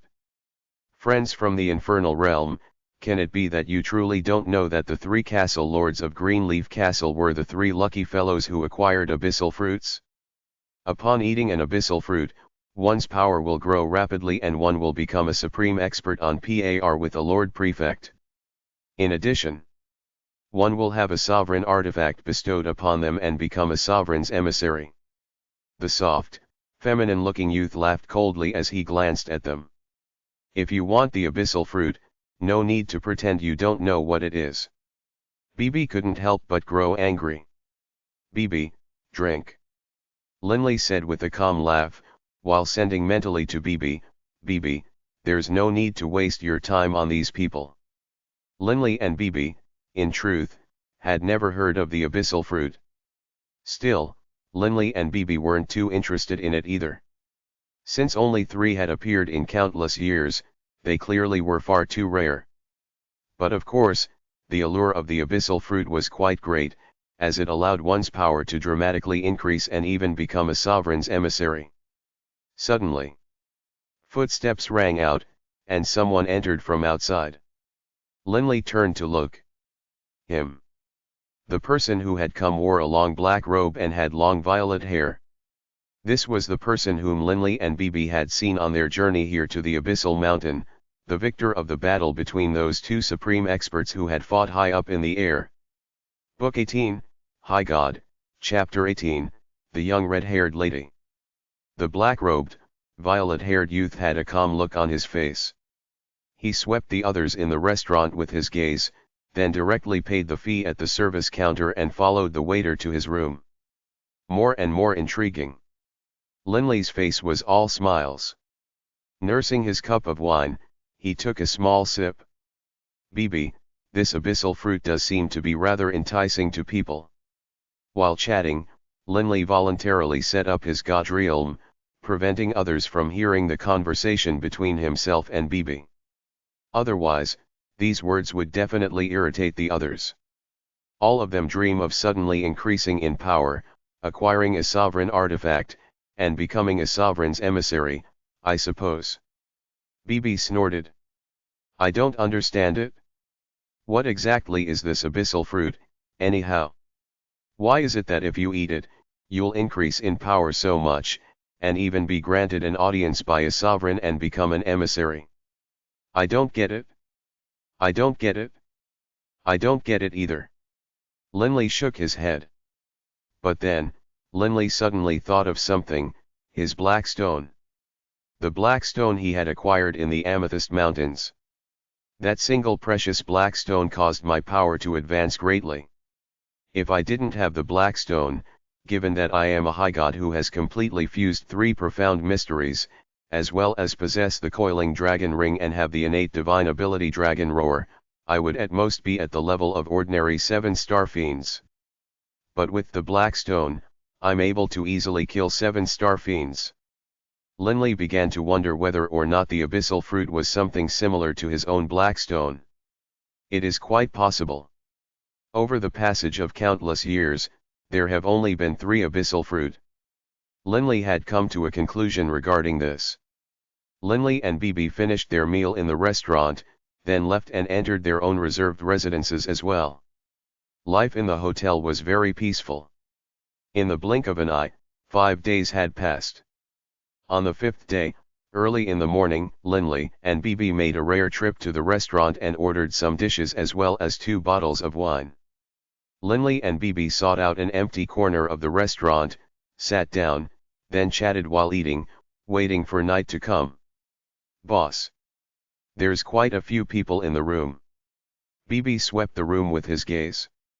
Everyone is preparing to enter the Abyssal Mountain tonight, so they all came today. Linley also noticed that many people were in the room today, more than 30 in total. In addition, every single person present was a Highgod. As for what level of Highgod, that was hard to say. Linley had to sigh in amazement at how enticing the abyssal fruit was to people. However, we are different from them. Linley sent mentally. Reaching the peak of the abyssal mountain and meeting with the sovereign is our goal. Abyssal fruit? It held no interest for Linley. Although it was a treasure, there had only been 3 found in countless years. One could imagine how hard it was to acquire one. Creak, a nearby seat was pulled aside, and the black-robed, violet-haired youth sat down. Linley glanced sideways at the black-robed, violet-haired youth who was only 4 or 5 meters away from him. Him again. This youth only ordered some wine and nothing else. He sat there alone, quietly drinking. Although he just sat there, Linley had the feeling that although this person was like a glacier, if someone were to anger him, however, he would explode like a volcano. "Big sis, we have a guest." The green-robed youth ran in, and behind him was a muscular youth with a single, cyclopean eye. The muscular youth strode in, sweeping the group of people in the room casually with his single eye. But when he did so, the youth's face suddenly sank, and a 2-meter-long blade suddenly appeared in his hands, brimming with fiery flames. Swish! From the counter to the restaurant was a distance of 20 meters. The muscular cyclopean youth left behind only a fiery red shadow as he swept forward, that blade of his chopping down directly at the head of the black-robed, violet-haired youth. Wherever the blade passed, tears in space could be seen. This sudden attack caused everyone else in the restaurant to feel startled. Humph! The black-robed youth, who had been drinking his wine, let out a low snort. He suddenly threw out the wine cup in his hand, and that tiny wine cup, wreathed in an electric light and howling desolately through the air, flew out and smashed directly against the edge of the blade. With a low, shuddering sound, the wine cup transformed into dust. As for the black-robed youth, he disappeared, transforming into a bolt of lightning and retreating backwards at high speed. "Halt!" The fee-collecting green-robed lady at the counter shouted angrily. But the cyclopean youth didn't pay her any mind. Wielding his blade, he charged into the skies like an ascendant divine dragon, continuing to pursue and attack the violet-haired youth. Because he was too fast, cracks in space began to appear, and the earth itself trembled. These ripples caused the tables, chairs, wine cups, and plates touched by it to transform into dust. "You are looking for death." A low, gravelly voice echoed in the restaurant, and a devilish electric light flashed. Bang! The fiery red shadow and the electric shadow collided within the restaurant. Whoosh! The 2 shadows instantly exploded backwards, both retreating.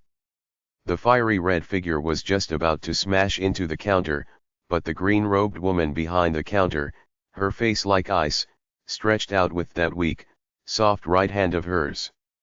The entire arm suddenly turned jade green, and almost as translucent as jade as well. The jade green hand slapped against the back of the fiery red figure. Bang! The explosively retreating fiery red figure was brought to a sudden halt by that palm slap. As for that electric figure, when it retreated, it was clearly being sent flying towards Linley and Bibi. Linley frowned. He continued to nurse his wine, but an earthen yellow aura suddenly emanated from his body, forming a hemisphere that extended only as far as was necessary to protect himself and Bibi. Blackstone space, repulsive force. The electric figure, as soon as it fell into the blackstone space, was pushed outwards by that astonishingly strong repulsive force. His body swayed for a moment, and then he found his bearings. The violet-haired youth, his body wreathed in lightning, turned to glance at Linley, his eyes filled with surprise and ardor. So powerful! A desire for battle had actually awoken in the heart of this violet-haired youth. "You dare fight in our abyssal inn? How truly audacious of you two!" An angry roar rang out, and the green-robed woman walked out from behind the counter, staring angrily at the 2 combatants. However, the 2 combatants were staring at each other, not paying any attention to that green-robed woman. Blown Bulletin long. The cyclopean youth stared angrily at the violet-haired youth. "What a coincidence for us to meet here. You are still too weak." Come find me when you grow stronger. The violet-haired youth said emotionlessly. And then, the violet-haired youth gave the nearby Linley a sidelong glance, his cold eyes filled with a powerful desire for battle. The black-robed youth clearly had noticed Linley's power, and wanted to have a tussle with Linley. As for the other Highgods in the restaurant, they just watched this all happen in astonishment. How powerful!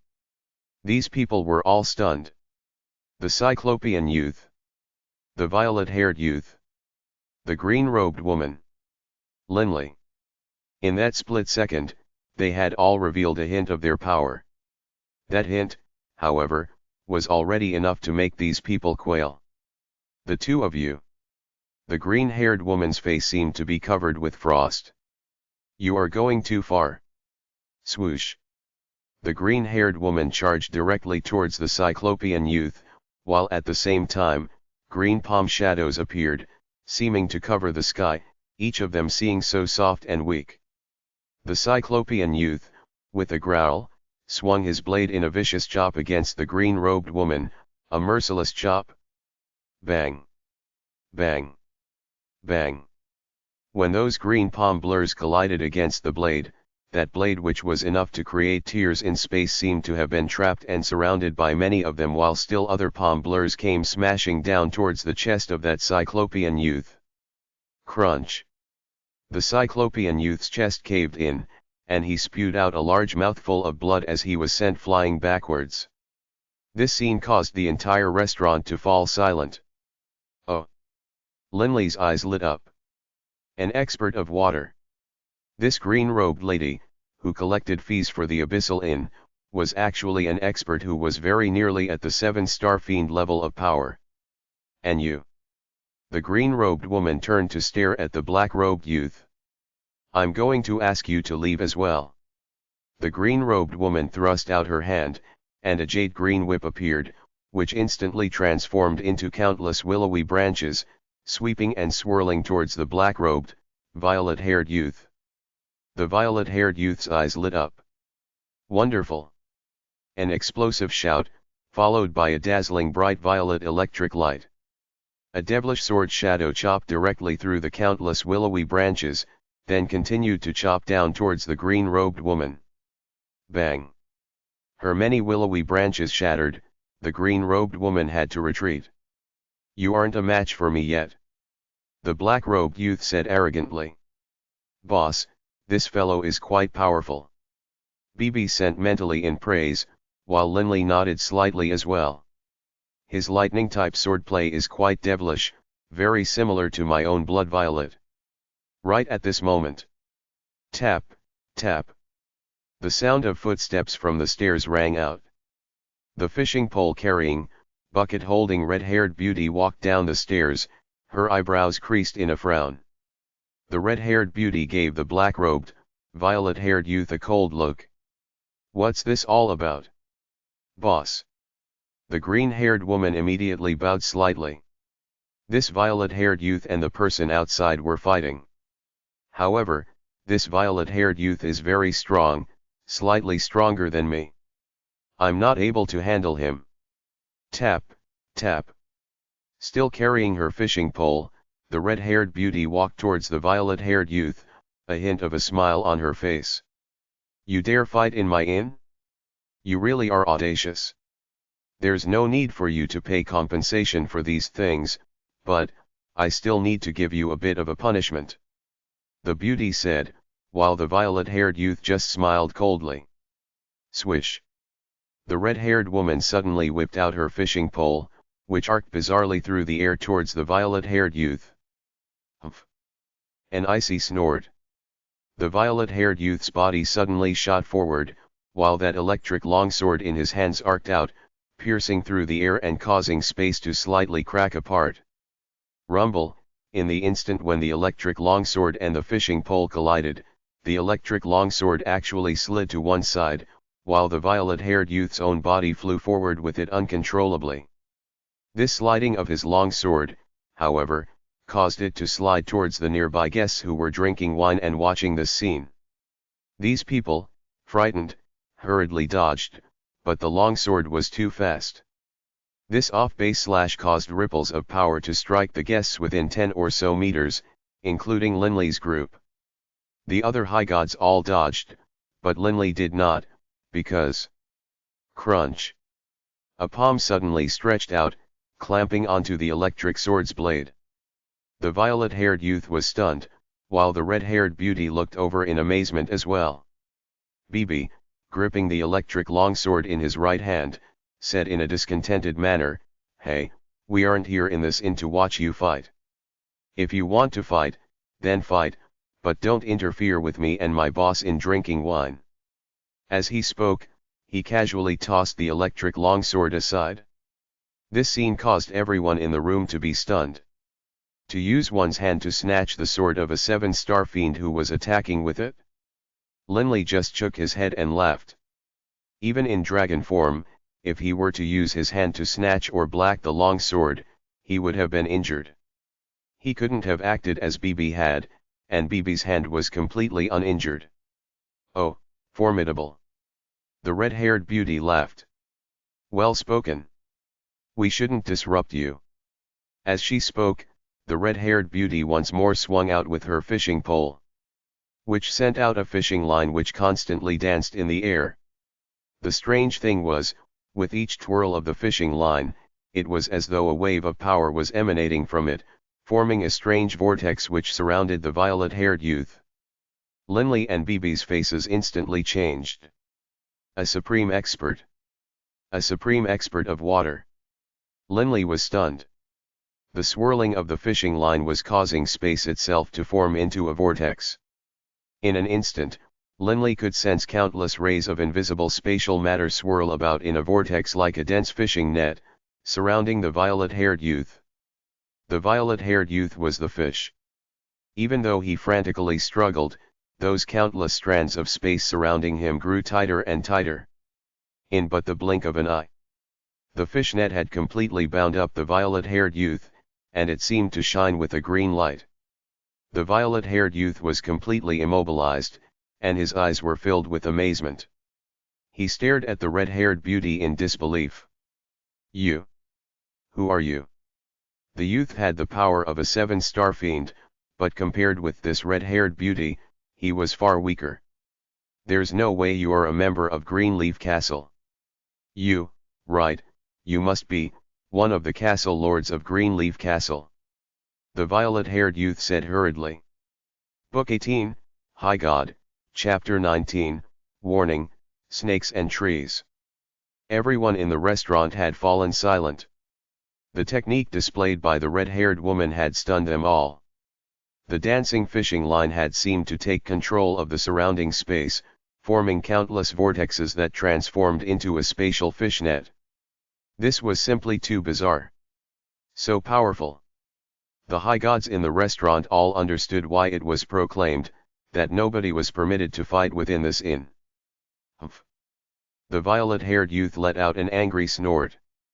His entire body flashed with explosive electric light, while he himself transformed into a bolt of lightning, seeking to escape from this fishnet. But the fishing line which bound him flashed with green light, completely surrounding and sealing off this violet-haired youth's movements.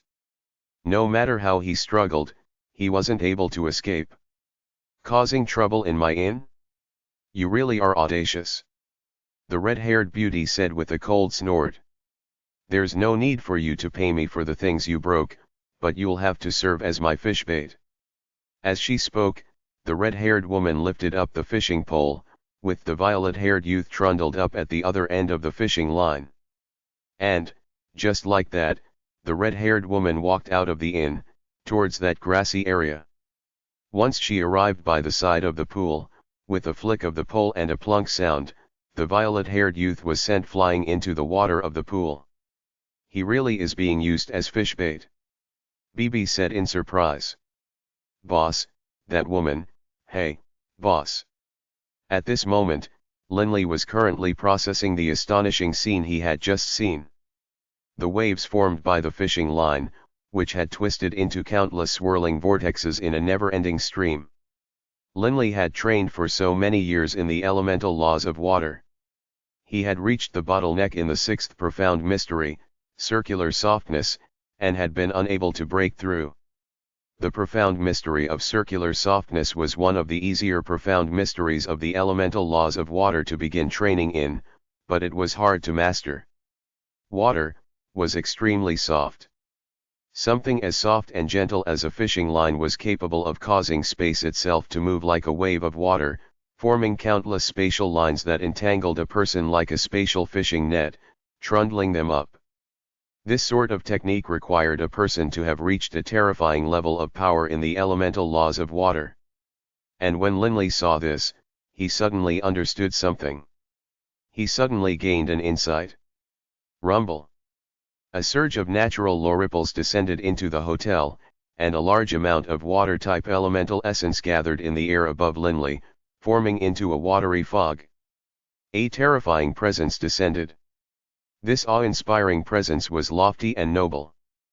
Faced with this presence, everyone would choose to submit to it. Within Linley's body. Suddenly, Linley's divine water clone flew out, that green-haired Linley. "Boss, you made a breakthrough." BB was delighted. By the pool outside the hotel, the red-haired beauty who was currently using a person as fishing bait frowned, turning to glance towards the restaurant in surprise. "Hey? After seeing that technique of mine, he was able to make a breakthrough? This person's comprehension abilities is quite astonishing." At the same time, the red-haired woman gave the fishing pole a flick, causing the fish bait to be whisked out and tossed to one side. The violet-haired youth rolled on the ground, then immediately stood up. "Enough.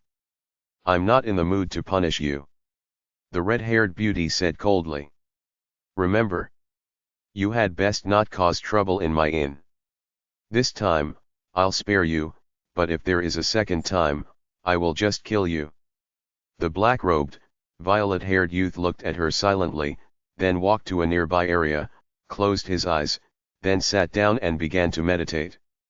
As for the red-haired woman, she put down the fishing pole, standing up and heading towards the inn. Within the inn, the waiters were currently cleaning up. Quite a few Highgods in the restaurant were chatting amongst themselves, discussing either the red-haired woman, Linley, or the violet-haired youth. "It seems we have no chance this time. Even if we are lucky and the abyssal fruit appears, we won't be able to overcome them. Those two from the infernal realm are truly strong. Let's not give up. The insides of the abyssal mountain are shrouded in fog, and everyone will be spread around searching. Just because a person is strong doesn't mean that this person will acquire the abyssal fruit. Perhaps we will be lucky and be the ones to acquire it instead." Those people, after seeing how strong Linley and the violet-haired youth were, knew they wouldn't be able to outfight them. They still didn't wish to give up, however. In searching for the abyssal fruit, strength was one part of it, but luck was very important as well. In countless years, only 3 abyssal fruit had ever emerged. Although their chances of acquiring it was low, they still wanted to give it a try. If they didn't even try, they would remain ordinary Highgods in the vast Netherworld. But if they gave it a try, perhaps they might suddenly gain in power and become sovereign's emissaries, and stand at the peak of the Netherworld. "Boss, congratulations." BB happily raised his goblet while setting up his godrealm, preventing others from hearing their conversation. "It seems my luck is excellent." Linley was all smiles. "My divine water clone actually reached the Highgod level at a time like this. It seems as though our visit to the Abyssal Mountain tonight will be a successful one." "Right, it definitely will be a successful one," BB said as well. To enter the Abyssal Mountain and to see the Sovereign. This was indeed too difficult. Even the likes of Linley and BB felt worried. Linley turned to look. He saw the red-haired beauty walk towards his table, then pull out a chair and sit down at their table. The red-haired woman pulled out a goblet, pouring herself a glass with Linley's wine. Not saying a single word, she drained it. Linley and BB couldn't help but look at the red-haired woman, puzzled. "Kid." The red-haired woman looked at Linley, her lips curving upwards. You just became a Highgod in water. Shouldn't you thank me? Right. Linley laughed, raising his own wine cup. I do indeed need to thank you. Otherwise, who knows how long it would have been before I made a breakthrough. Boss, what does this woman intend?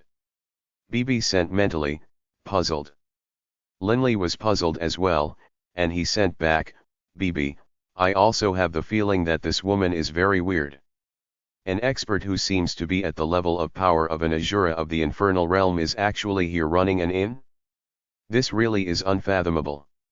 The red-haired woman drained a few more cups of wine, tilting her head back. The two of you are here for abyssal fruit as well. The red-haired woman laughed calmly. From the power you revealed, you two are at least at the 7-star fiend level of power, or perhaps even stronger. It seems to me as though the two of you don't need the sort of lucky break or the abyssal fruit, right?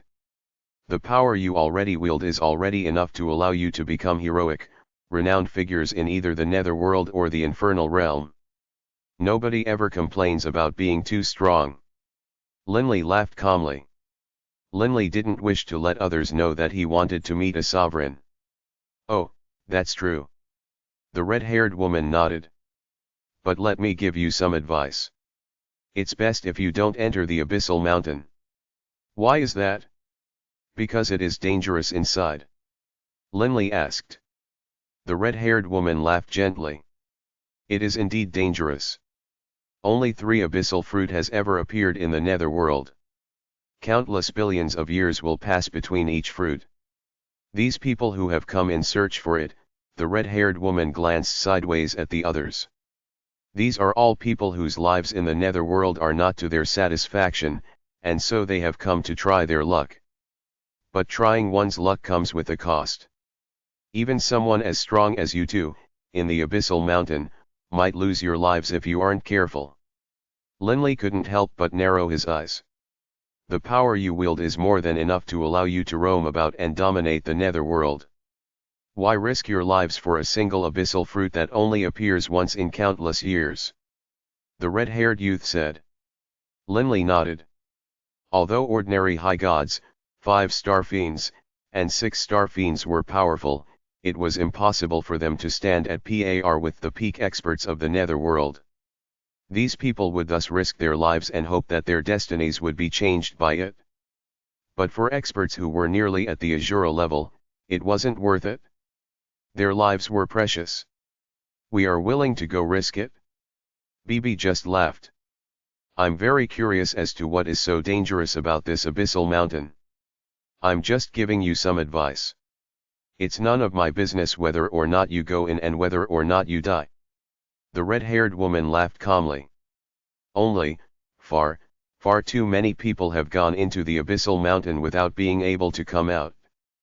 Can you tell me what is so dangerous about the abyssal mountain? Linley asked. Since this young woman owned and operated an inn next to it, and seemed to be connected to the 3 castle lords of Greenleaf Castle, and perhaps was one of them, she definitely knew things about the situation in the abyssal mountain. Why should I tell you? The red-haired woman asked. Linley and BB were stunned. The red-haired woman giggled as she stood up.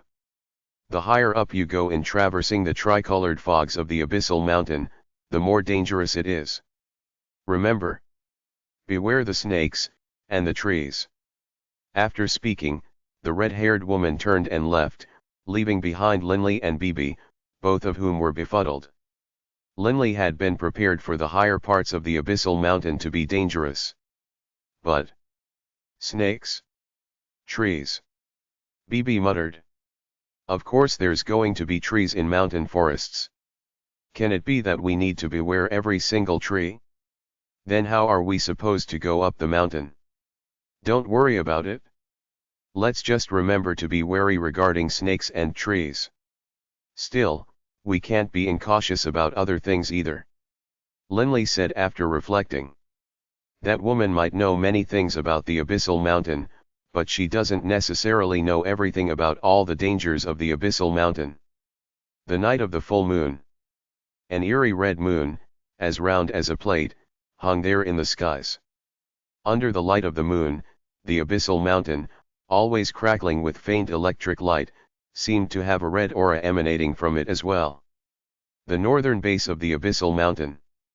The vast, endless chains of lightning fell down from the peak of the mountain like waterfalls.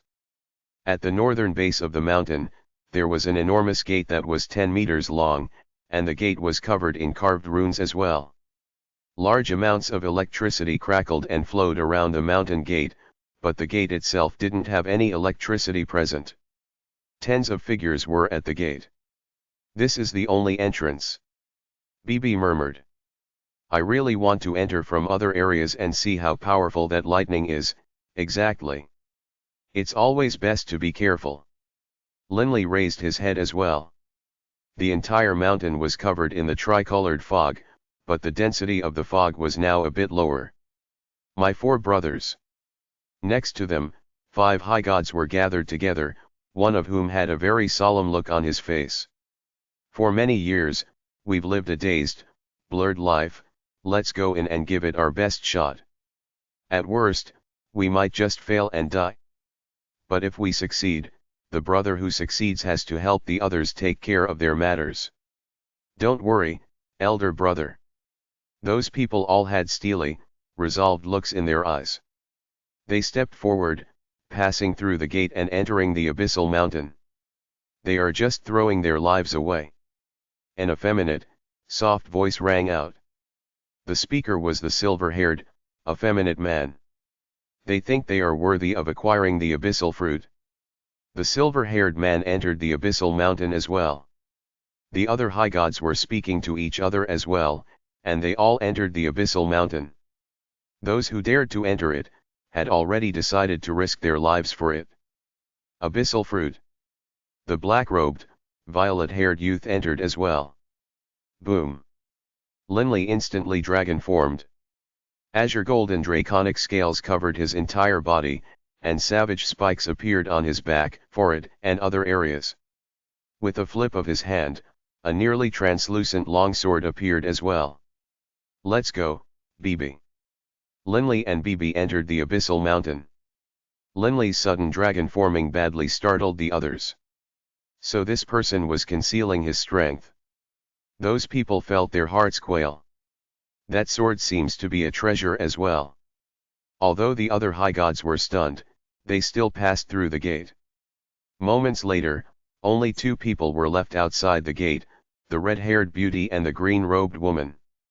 "Boss, those 2 from the infernal realm really are powerful," the green-robed woman said. The red-haired beauty had a hint of a smile at the corner of her lips. "If my guess is correct, that weapon from the Azure Dragon clansman should be a Godspark weapon made by Beirut.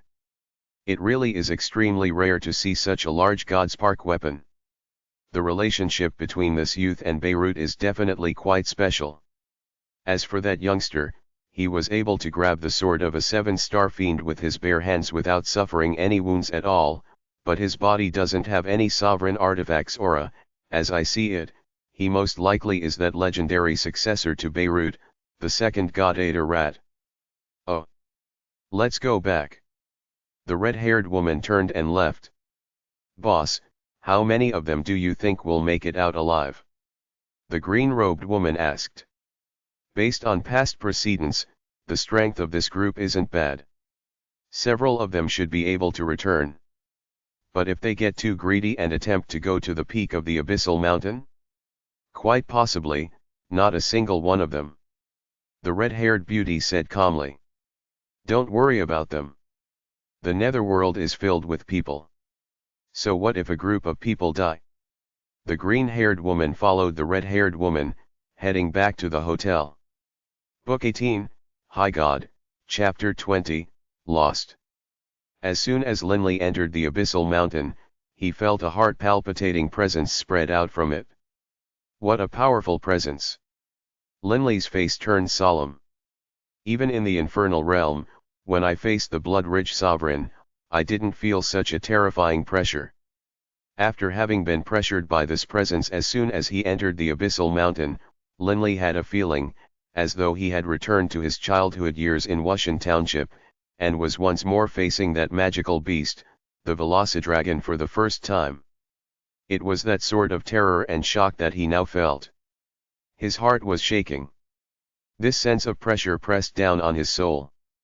"Boss, I can't even spread my divine sense out." BB turned to look at Linley.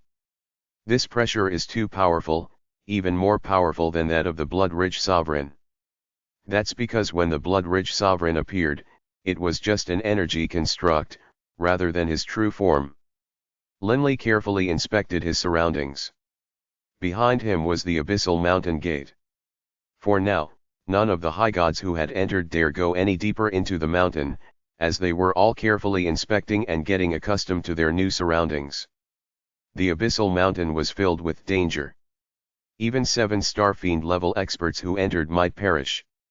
Such a dangerous area, how could any of them dare to be incautious? Within the abyssal mountains, even gravity is gone. It is as though this place is completely cut off from the outside world.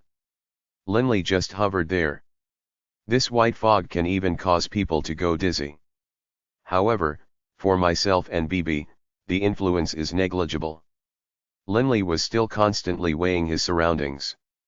There were many trees, bushes, and other types of vegetation growing atop the abyssal mountain, which was completely covered by the white fog. Outside of the white fog was the heaven-earth chains. The power of the endless chains of lightning was something which Linley had heard of long ago. Linley didn't want to touch them or to personally experience how powerful that lightning was. Whoosh! Linley's body sank down, and he descended until he stood atop the mountain stone. "BB, within the abyssal mountain region, let's advance while on the ground." Linley sent mentally, speaking solemnly. "If we fly, the white fog will completely block our field of vision. If we aren't careful, we might run into the lightning chains. That would be terrible. I rather want to give them a try." BB laughed, but he still descended until he stood atop the mountain stone as well. "Remember, beware the snakes and the trees," Linley sent, while at the same time, he stared vigilantly at the trees nearby. The trees who were living in this unique environment of the abyssal mountain were all fairly short, and had unusual shapes as well. Perhaps these trees are capable of attacking people. Linley didn't dare to be incautious. "Don't worry." BB looked at the nearby trees as well. "These trees won't be able to hurt me." The other Highgods had gotten a good sense of their surroundings by now as well, and they all began to head out. "Let's move out." Linley gave the order. Linley and BB, sticking close to the surface of the abyssal mountain, began to fly forwards. However, they didn't dare to fly too quickly, for fear that the trees might suddenly attack them mid-journey. In addition, Linley had yet to see a single snake which the red-haired woman had warned him about. Moments later. Swish! Linley and BB came to a halt, puzzlement in their eyes. "Boss, which direction should we advance towards?" BB stared around himself. "This damn place." Linley was frustrated as well. Linley was surrounded on all 4 sides by endless fog. Despite Linley and BB's ocular prowess, they were at most able to see to a distance of a few dozen meters. In addition, given the terrifying pressure emanating from the abyssal mountain, they weren't able to make their divine sense leave their body. And given that the abyssal mountain had no gravity within its borders, these things combined to make it impossible to determine a direction. Although the mountain did have slopes and inclines, given that there was no gravity at all, even though Linley and BB might be standing atop the mountain, they wouldn't be sure which direction they were standing. The trees that grew in this gravity-less region also grew in strange, distorted directions. It's impossible to even tell directions clearly within this abyssal mountain. There's no way to tell which way is up the mountain and which way is down. Linley carefully inspected the surroundings, but everywhere around him were those bizarrely shaped trees and some ordinary plants, as well as that thick, endless white fog. BB had a sour look on his face. "All I know is that if we leave the surface of the mountain and fly upwards, we'll encounter those lightning chains. As for front, back, left, right, I have no idea where to go. Linley and BB had encountered the first difficult trial of the abyssal mountain. The loss of a sense of direction. Forget it. Let's just move forward. Linley gritted his teeth. The white fog only extends for a few 100,000 meters, a distance of less than 1,000 kilometers. We'll just charge forward blindly, and perhaps we'll be able to charge out. By now, the only option left to them was a foolish method such as thing, by relying on their speed to burst out of it. Right. BB said in approval. The two immediately began to advance in the direction they considered forward. But Linley and BB didn't dare to run forward at full speed. They still had to be vigilant of the nearby trees, as well as the heretofore unseen snakes. Thus, of course they moved a bit slower. Someone's there. BB sent mentally. Linley and BB immediately came to a halt. From afar, there was a blurry figure in the white fog, which was also drawing closer to their direction. Only now did Linley and BB clearly recognize who this person was. It was the black-robed, violet-haired youth. He, too, had noticed Linley and BB, but with a low snort, he simply continued to move forward. Suddenly, crack! A bolt of lightning suddenly descended from the heavens, smashing directly against a large tree that was only 10 meters or so away from Linley. The tree was instantly transformed into ashes. What's going on?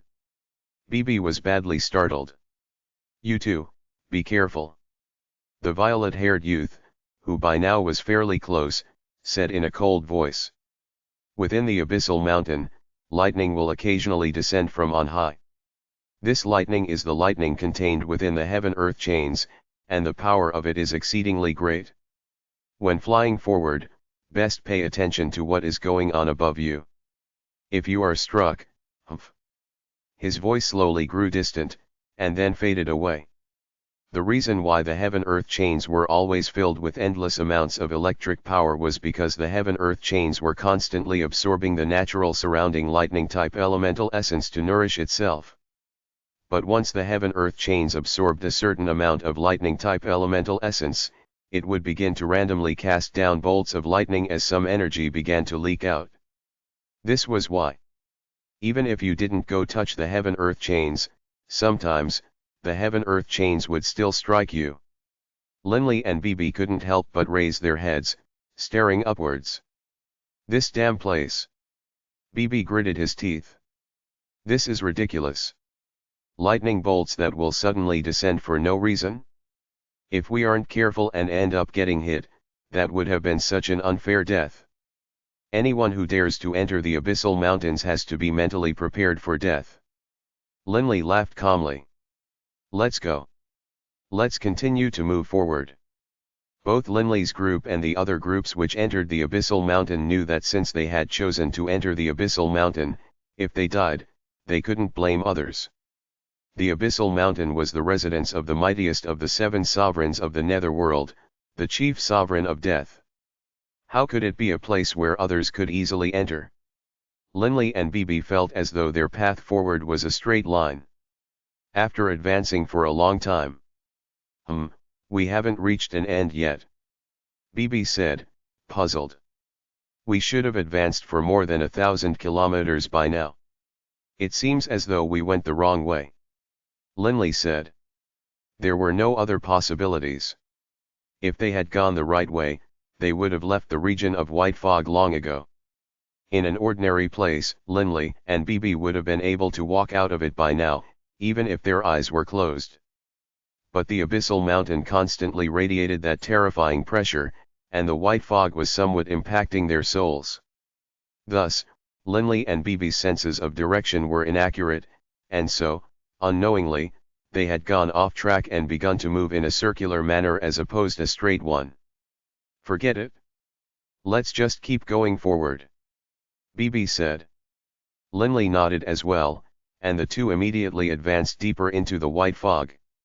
On the way over, Linley still didn't discover any trees or snakes that were able to attack. Aside from the occasional bolts of lightning that descended down and the disorienting loss of direction, the abyssal mountain didn't seem to hold any other dangers.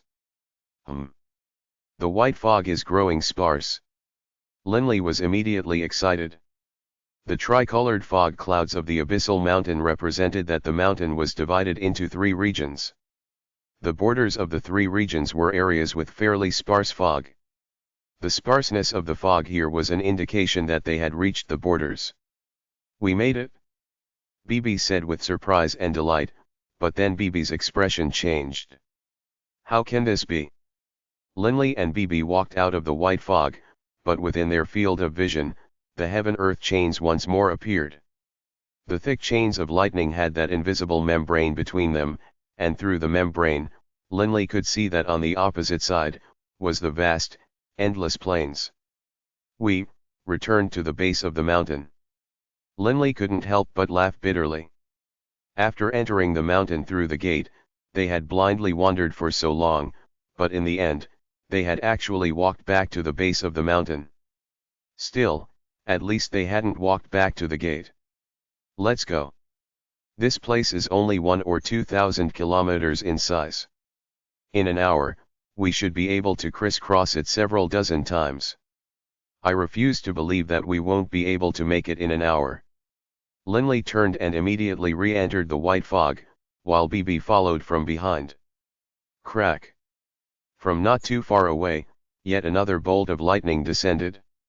Linley and Bibi didn't slow down, continuing to advance forward.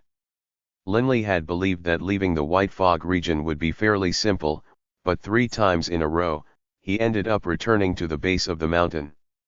Even by taking a circuitous route, however, the distance was just a few thousand kilometers.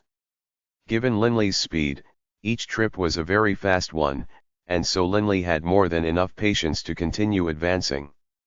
"There is someone up ahead." Bibi's eyes lit up. Linley had noticed the person up ahead as well. It was a muscular man with short golden hair, who was carefully advancing forward. As though he sensed something, he turned to look towards them, and when he did, he was badly startled. Linley's dragon form made him think that he had encountered some sort of monster. But he quickly realized who it was. At the mountain gates, they had all seen Linley's dragon form. "The 2 of you haven't made it out yet, either." The man with the short golden hair actually moved towards them as he spoke. "There's no sense of direction in this damn place," Bibi said. "The white fog region of the abyssal mountain is actually the safest place here." The golden-haired man laughed calmly. "It's just an inability to tell directions, right? If we try a few extra times, we might get lucky and make it out. It's just a matter of time. If once isn't enough, then 10 times, 100 times, we have plenty of time." Linley said with a laugh, "Then good luck to you in being able to make it out. We won't disturb you any further. Bibi, let's head out." Linley and Bibi immediately advanced forward. The golden-haired man had a hint of disappointment flash past his eyes. He had come to chat with Linley because he wanted to travel alongside Linley and Bibi. This was because at the hotel, they had all learned that Linley and Bibi were supreme experts. It would be much safer if he traveled alongside them in the abyssal mountain. "They are ignoring me." But then, the golden-haired man's eyes lit up, and he actually chased after Linley and Bibi while saying, "The 2 of you came from the infernal realm, and so I imagine you aren't familiar with the abyssal mountain. I know a few things about this place." As he spoke, he caught up. Linley and Bibi couldn't help but turn and glance at the golden-haired man. "Boss, this guy is really annoying," Bibi sent mentally. "Just let him follow if he wants to." Linley didn't mind. But suddenly, Linley saw a hint of a green blur flash past from the corner of his eyes, shooting out from a nearby tree. Linley instantly grew guarded, and the semi-translucent Godspark sword, Mirage, appeared in his hands. But that green blur shot towards the golden-haired man behind Linley instead. Linley and Bibi immediately turned. "Haarg!" A bellow rang out, and the golden-haired man's hands suddenly became filled with a warblade, which he swung directly towards the green blur. At the same time, a black aura sprang up, ensconcing the golden-haired man in layers of defense. Swish! The green blur twisted in mid-air, dodging past the golden-haired man's blade chop. The green blur slammed directly onto that black aura, which actually wasn't able to block it at all.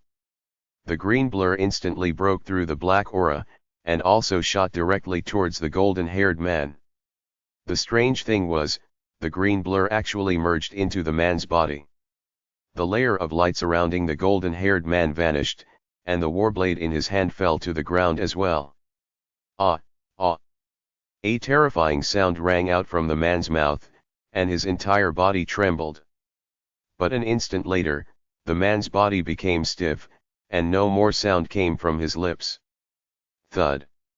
The man fell down to the ground, smashing against a nearby tree, and then floating up into the air and drifting about randomly.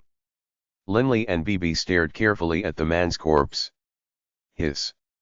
From the forehead of the corpse, a hole suddenly appeared, and a thin green serpent that was only the size of a man's palm wriggled out from the hole. The green serpent's body suddenly trembled, then it transformed into a green flash of light, disappearing into the white fog. Linley and Bibi's facial expressions turned solemn. Snake. Book 18, Highgod, Chapter 21. Green Snakes. That red-haired beauty had warned Linley about the snakes and the trees, and so Linley and Bibi had been on their guard the entire time. But only now did Linley realize that the so-called snakes referred to that extremely slender green snake. Crunch! Linley and Bibi walked forward, stepping on thick layers of fallen leaves and branches as they walked towards the corpse. Linley and Bibi both carefully inspected the golden-haired man's corpse. Linley first inspected the corpse's chest, from whence the green serpent had entered the man's body. As I thought. Linley realized that there was a tiny hole in the man's chest, identical to the hole in the man's skull. And I had originally believed that the green serpent had truly merged into his body. So the snake actually bit a hole into the body, then entered it? Only, the green snake really was quite fast, and its burrowing abilities are very powerful. Linley said with a sigh. That man was a Highgod, but his divine power defense wasn't able to block the snake at all. The divine power that had surrounded and protected the Highgod had been as weak as paper in front of the green snake. That green snake's fangs really are sharp. Bibi laughed. Don't be careless. Linley looked at the corpse in a weighing manner. That green snake was extremely fast, and it was able to easily change direction in midair. Right. Bibi had seen the earlier scene as well. Boss, that green snake killed that man, but why didn't it continue to attack us next? Instead, it fled. Bibi asked. The green snake most likely wants to rely on ambushes. Linley said. We were already on guard against it, and so it gave up attacking us. Be careful, perhaps that green snake might return to attack us again. Don't worry. If it comes back, I'll just squeeze it to death. Bibi said confidently. Let's keep moving. Linley laughed. At this point, Linley and Bibi both felt slightly relieved. Before this, they didn't know how the snakes and the trees would attack, and so were extremely nervous. The more mysterious something was, the more frightening it was. But now they knew that the snakes referred to that sort of small green snake. Even though the small green snakes were dangerous, Linley and Bibi now at least knew what they were up against. On the path forward, Linley and Bibi paid careful attention to whether or not there were any little green snakes in the surrounding areas. But of course, Linley and Bibi were very careful when they saw those short dwarf trees as well. Whoosh, whoosh. Linley and Bibi moved as fast as lightning as they passed through the white fog. On a green leaf of a nearby dwarf tree, a strange green energy suddenly emerged from the leaf, transforming into a green serpent. This little green serpent was currently staring at Linley and Bibi's backs. Suddenly, the green serpent once more merged into the leaf, disappearing. A few hundred meters away, on the leaf of a large tree close to Linley and Bibi, a green energy once more appeared, forming into a green serpent. The green serpent stared towards Linley and Bibi. Its stealth abilities really were quite impressive. Although it didn't immediately attack, it continued to stare, ready to attack at any moment. It quietly, stealthily followed them. Linley and Bibi didn't notice it at all. In fact, Linley and Bibi didn't even sense that there were any energy signatures near them. Linley turned to look up ahead. A human figure appeared. It was that silver-haired, effeminate youth. That effeminate youth gave Linley and Bibi a cold look, then continued to advance, disappearing into the white fog. Hey, that fellow always looks so cocky, but he's not able to make it out either, Bibi snickered. I'm irritated just looking at him. He always has that ugly look on his face, as though someone owes him something. If he gets close to me, I really want to teach him a lesson. How dare he be so arrogant without the power to back it up? At this moment, on a leaf of a tree that was 10 meters or so behind Linley, the green serpent was staring at the grumbling Bibi. A light suddenly flashed through its oily green eyes. Don't get distracted. Focus on the road. Linley growled. What's there to be afraid? Bibi was in mid-sentence, but suddenly. Swish. The green serpent shot out from behind at high speed towards Bibi, its speed so fast that it left behind only a green blur in the air. The animatedly talking Bibi only noticed the green blur when it had already drawn close to him, and Linley noticed it now as well, but it was too late. Bibi sent a backhand slap directly towards the green blur. The green blur strangely twisted in mid-air, easily dodging past the blow, then biting straight towards Bibi's waist. Crunch. The green snake had used this technique to chew through the bodies of countless people, burrowing through their organs and killing them. It had felt certain that the same would happen to this handsome-looking youngster, but when it bit down, it discovered that this youngster's skin was so tough that it made his fangs go numb. It knew that the situation was bad, but before it had a chance to escape. Whap!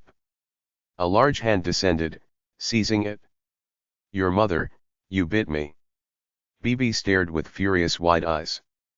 I'll squeeze you to death. As he spoke, he suddenly applied force with his hands, and darkness-type divine power coalesced. With an explosive bang sound, the little green snake blew apart from the force of the squeeze, and a strange violet blood flowed out.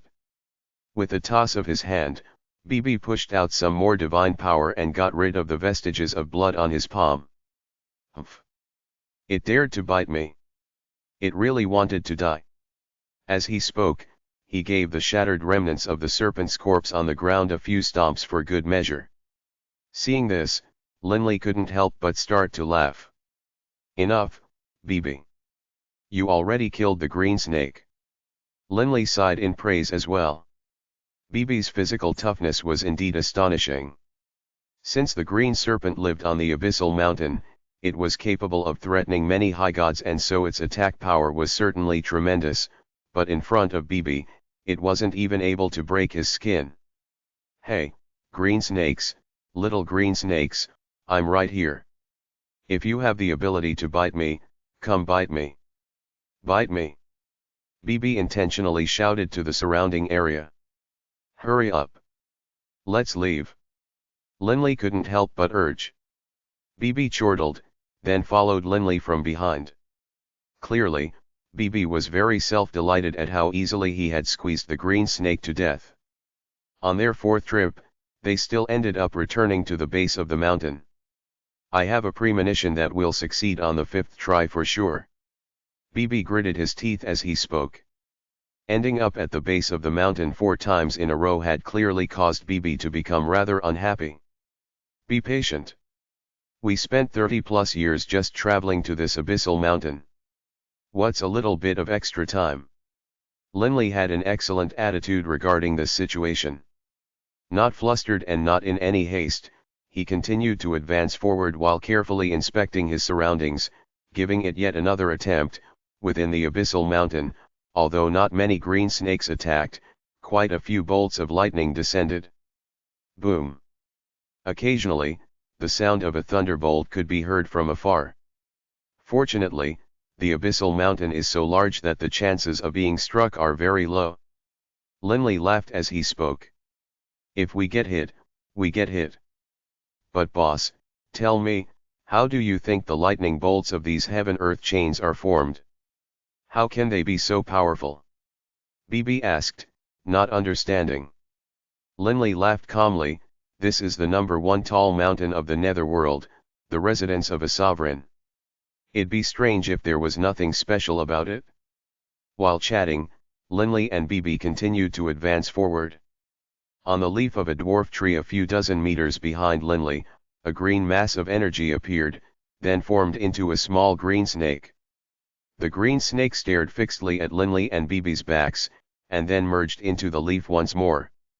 As Linley and BB advanced at high speed, the little green snake constantly moved forward as well, as though it was following Linley and BB.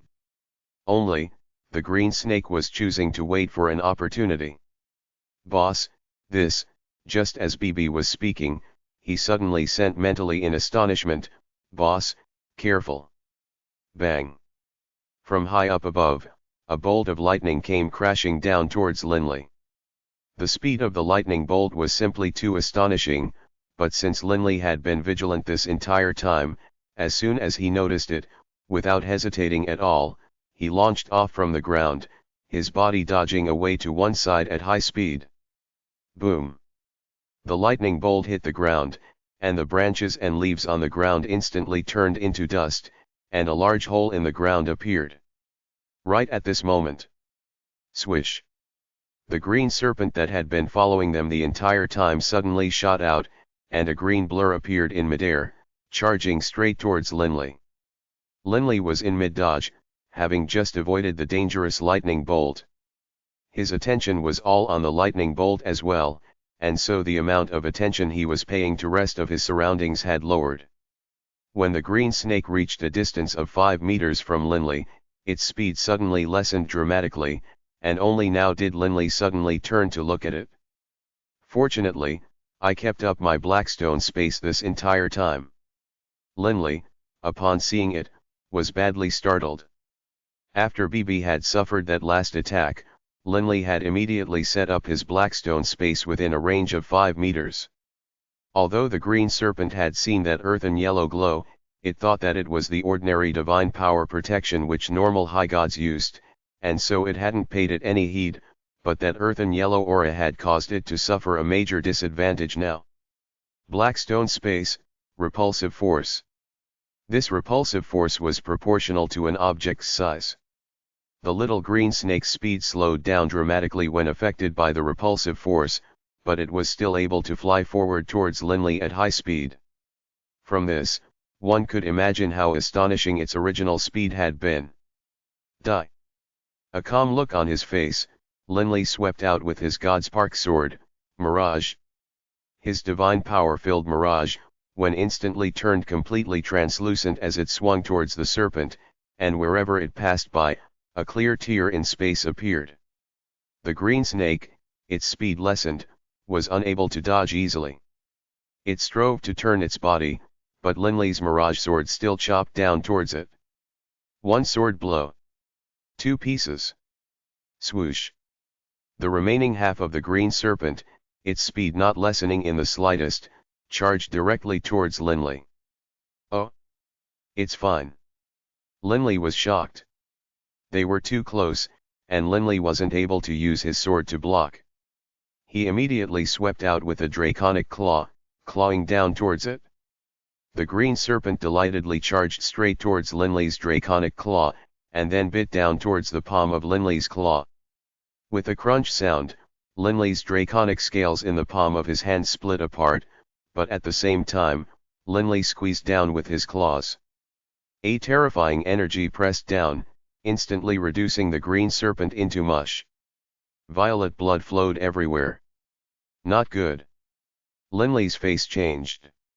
Linley felt a strange, numb sensation that instantly passed through his entire body. The strange energy poured directly towards his head.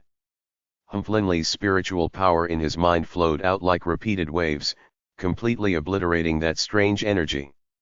"Boss, are you all right?" BB asked hurriedly. "I'm fine. Fortunately, it was just a little bit of serpent's venom that entered my body. If this green serpent had entered my body, however, it would have been troublesome." Linley was still very nervous. That strange energy had indeed been quite powerful.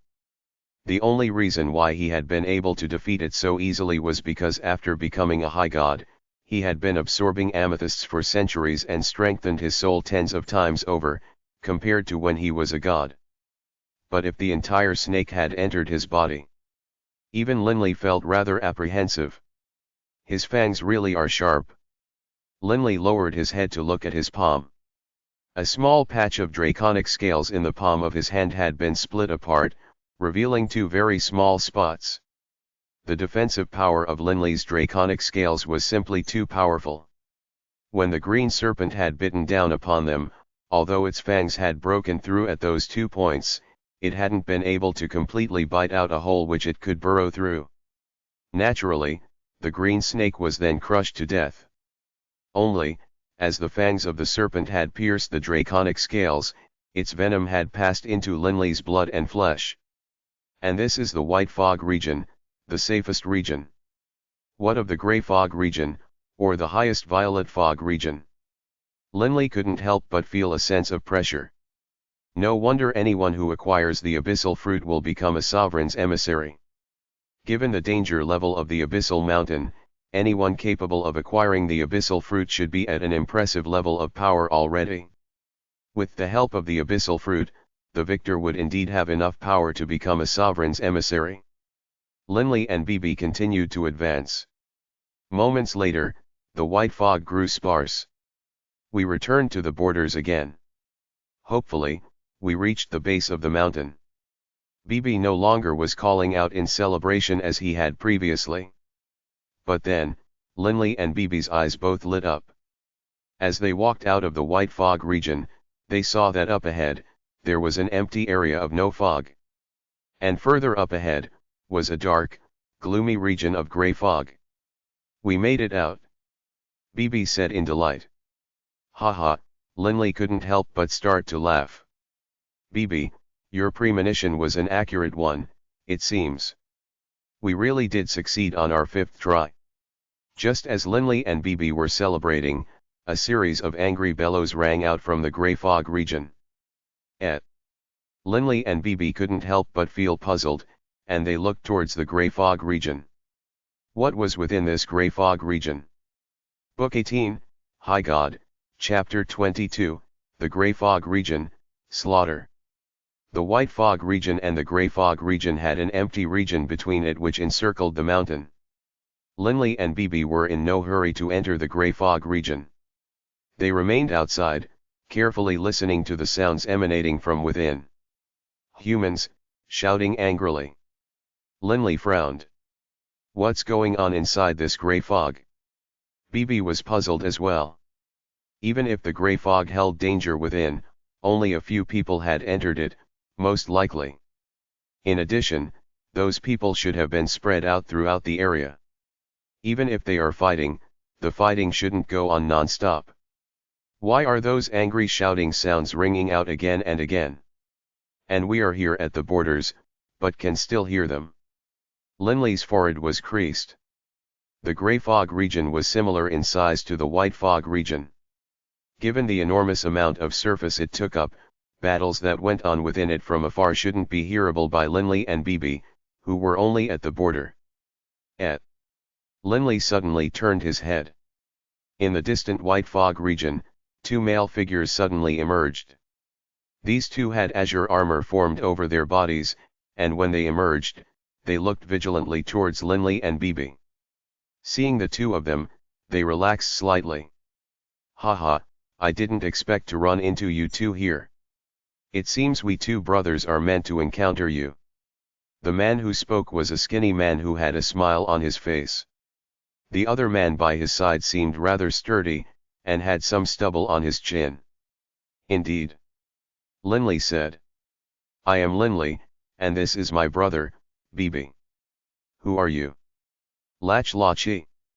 The skinny man laughed. Valet Wlete.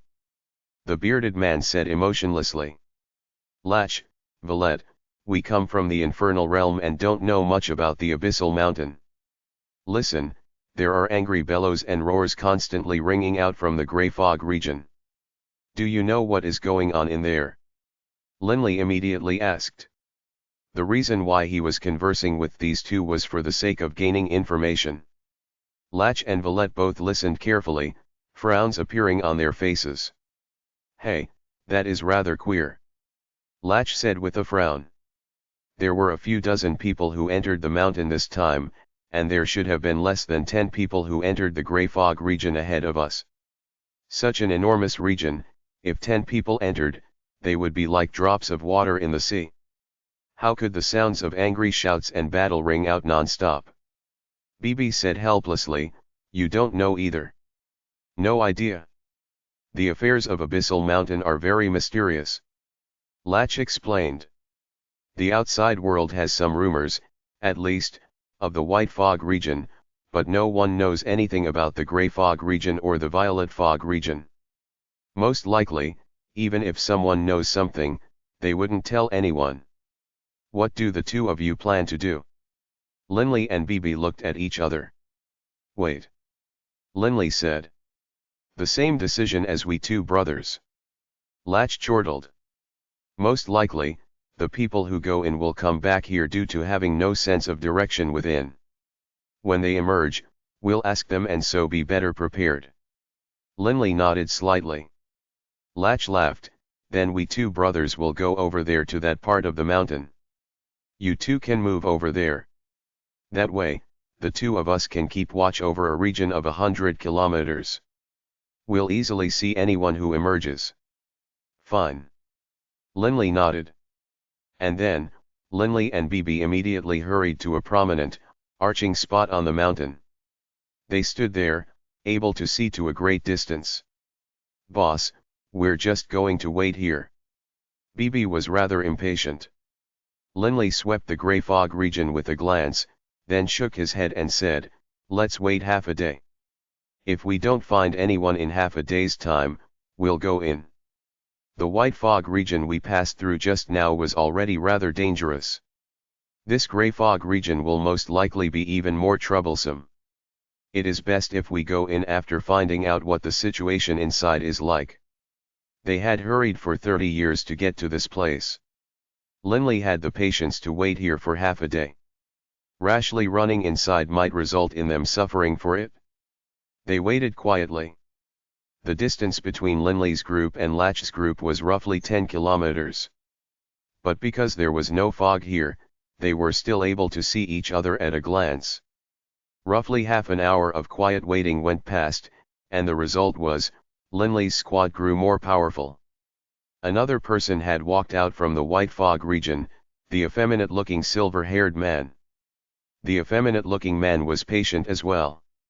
He was in no hurry to enter, and began to wait quietly. A long time later. Linley, who had been seated atop a rock in the meditative posture with his eyes closed, suddenly opened his eyes, turning to look into the distance. That black-robed, violet-haired youth emerged from the grey fog. Seeing that the black-robed youth was about to turn and re-enter the grey fog region, Linley immediately called out, "Blown." During the battle in the inn, Linley had heard the violet-haired man's name be called out. Swoosh. Linley and Bibi immediately flew over, while more than 10 kilometers away, the three other Highgods also saw them and immediately flew over. The violet-haired youth, Blown, turned his head. "Hello, Blown." Linley greeted him. "Oh, is there something you need?" There was no expression on Blown's face. At the same time, he noticed that the other three were hastening here as well. Lach laughed and said, "So it's Blown. I knew that given your power, Blown, you would be able to easily emerge from the white fog region." "Right, my friend Blown, we aren't familiar with the grey fog region. Can you tell us a bit?" The violet-haired youth, blown, glanced at them, seeming rather concerned about Linley and Bibi. He still said calmly, "I can tell you, but there's a price." "Pray tell." Latch laughed. "In the Grey Fog region, I will travel with you too." The violet-haired youth, blown, looked towards Linley and Bibi. Linley, hearing this, raised an eyebrow. Travel with them? Although he wasn't too familiar with the violet-haired youth, in the short period of time they had known each other, Linley had come to understand that this blown should be a very cold, arrogant person. But, blown was asking to travel alongside Linley. Clearly, the Grey Fog region was very dangerous. Latch and the other two immediately looked towards Linley and Bibi. "Fine." Linley nodded. The violet-haired youth said calmly, "The fog in this Grey Fog region is actually a type of unusual energy. If your soul is weak, the Grey Fog region will ensnare you in countless, endless illusions. By then, you won't be able to tell friend from foe, and you'll constantly slaughter others. You will never be able to emerge from the Grey Fog region, and will forever be trapped in illusions." Everyone who heard this felt their hearts tremble. Forever be trapped in illusions. They had eternal life, but if they were eternally trapped in illusions, that would be more miserable than death. There are many, many Highgods within. The violet-haired youth, blown, said emotionlessly. Over the course of countless years, I imagine that on each trip, there are Highgods who are trapped within the Grey Fog region. Because Highgods will not starve to death, the only possibility for death is in battle. Thus, over the course of countless years, an astonishingly high number of Highgods have accumulated within this region. Once we encounter those Highgods who have become trapped in illusions, they will consider us to be their mortal foes and immediately battle against us. The faces of Linley and the others grew ugly. On each night of the full moon, some people will go in. Latch said with a frown. This abyssal mountain has existed for who knows how many years. How many Highgods are there in this Grey Fog region? Linley couldn't help but look towards the Grey Fog region as well. Angry shouts. The sounds of slaughter. Bellows. They continued to ring out non-stop from within. Linley's group now understood why these angry roars were continuing unabated. It was because the number of Highgods within was far too great. "I want to warn you of something. Don't underestimate the Highgods who have been trapped in illusions," the violet-haired blown said with a cold laugh. "In training, there are those who specialize in the soul and those who specialize in material attacks. Those who were trapped in illusions were just a bit weak in terms of the soul, but their material attacks might be terrifyingly strong, even at the 7-star Spectre level." Linley couldn't help but take a deep breath. In addition, slaughter goes on unabated within this region. Over the course of countless years, this has resulted in the deaths of many Highgods, but those who remain alive are virtually all exceedingly powerful in terms of material attacks. The violet-haired blown said solemnly. "Just now, when I entered, if it hadn't been for the fact that I am fast, I probably would have." Latch and the other two had ugly looks on their faces now. They knew how strong blown was. A 7-star Spectre. And yet, he had almost been destroyed as well. However, don't worry. Those who were trapped within and still alive are roughly at the 6-star Spectre level of power. 7-star Spectres are rare. Blown said. Linley and Bibi glanced at each other. "Boss, the experts within the Grey Fog region are most likely even more numerous than within the 4 Divine Beasts clan," Bibi said. Linley nodded slightly. Who could say how many experts had been attracted to the Abyssal Mountain over the course of countless years? Bibi sent mentally, "No wonder he wants to go with us." Linley swept the others with his gaze, all of whom felt the pressure. "Everyone, prepare to enter. Those who enter should enter together. If you feel that you don't have the power to do so, wait outside. I'll go." The effeminate-looking man was the first to speak. "Enter." Valette nodded. "I will go in as well," then Latch hesitated momentarily before speaking. "Big brother." Valette immediately barked. "It's best if you don't enter." "Your soul," Latch just shook his head and said, "Don't worry. Although I'm somewhat weaker than you in terms of the soul, I'm not actually weak. I should be able to handle it." Linley gave this Latch a calm look. "Let's head out," Linley said calmly. This squad naturally accepted Linley and BB as their leaders. In a dangerous situation, everyone, mortal or deity alike, would naturally follow the most powerful individuals around. As soon as he entered the grey fog region, Linley felt his head go slightly dizzy, while at the same time, Linley noticed that a misty layer of grey energy was already beginning to accumulate atop the translucent membrane that was his soul-protecting sovereign artifact. The grey fog energy was currently trying to invade his soul, but Linley was able to resist it. "Halt!" Linley barked. After having just entered the grey fog region, everyone was now under the influence of the grey fog. BB had a soul-protecting artifact and so was able to resist it as well. As for the violet-haired youth, he had prior experience. The effeminate man was frowning, but he maintained his clarity of mind. Valette, that sturdy-looking fellow, remained clear-headed as well. But that Latch. Latch's face began to change, and his entire body was quivering. "Ah!" Suddenly, a furious, insane roar rang out. A warblade appeared in his hands, and he angrily chopped down towards the nearby Valette. Valette was too close to him, and didn't even have enough time to dodge. Bang! An azure golden light flashed past, and Latch was knocked bodily backwards, flying out of the grey fog region. The violet-haired youth and the others couldn't help but look towards Linley's draconic tail, flashing with azure golden light. In that instant, Linley had actually used his draconic tail to strike out and knock Latch out of the region. "Big brother, are you all right?" Valette said frantically. Having left the grey fog region, Latch had regained his presence of mind. His chest was caved in, and blood stained his clothes, but he immediately called out, "I'm fine. Mr. Linley, thank you for your kindness in saving me." If it hadn't been for Linley, he probably would have killed Valette, and would have forever been trapped here. "Know your limits." The effeminate-looking man let out a chuckle. "Let's go," Linley said calmly. "Valette, be careful. I won't be able to accompany you inside." Latch called out from outside. "Right." Valette immediately bade his brother farewell, and then immediately followed Linley and the others as they truly entered the grey fog region. Within the grey fog region, Linley's squad advanced very carefully, always paying attention to their surroundings. The sounds of constant battle and slaughter and angry shouts continued to ring out non-stop in their ears. Suddenly, Linley saw from the corner of his eyes a ray of black light shoot towards them.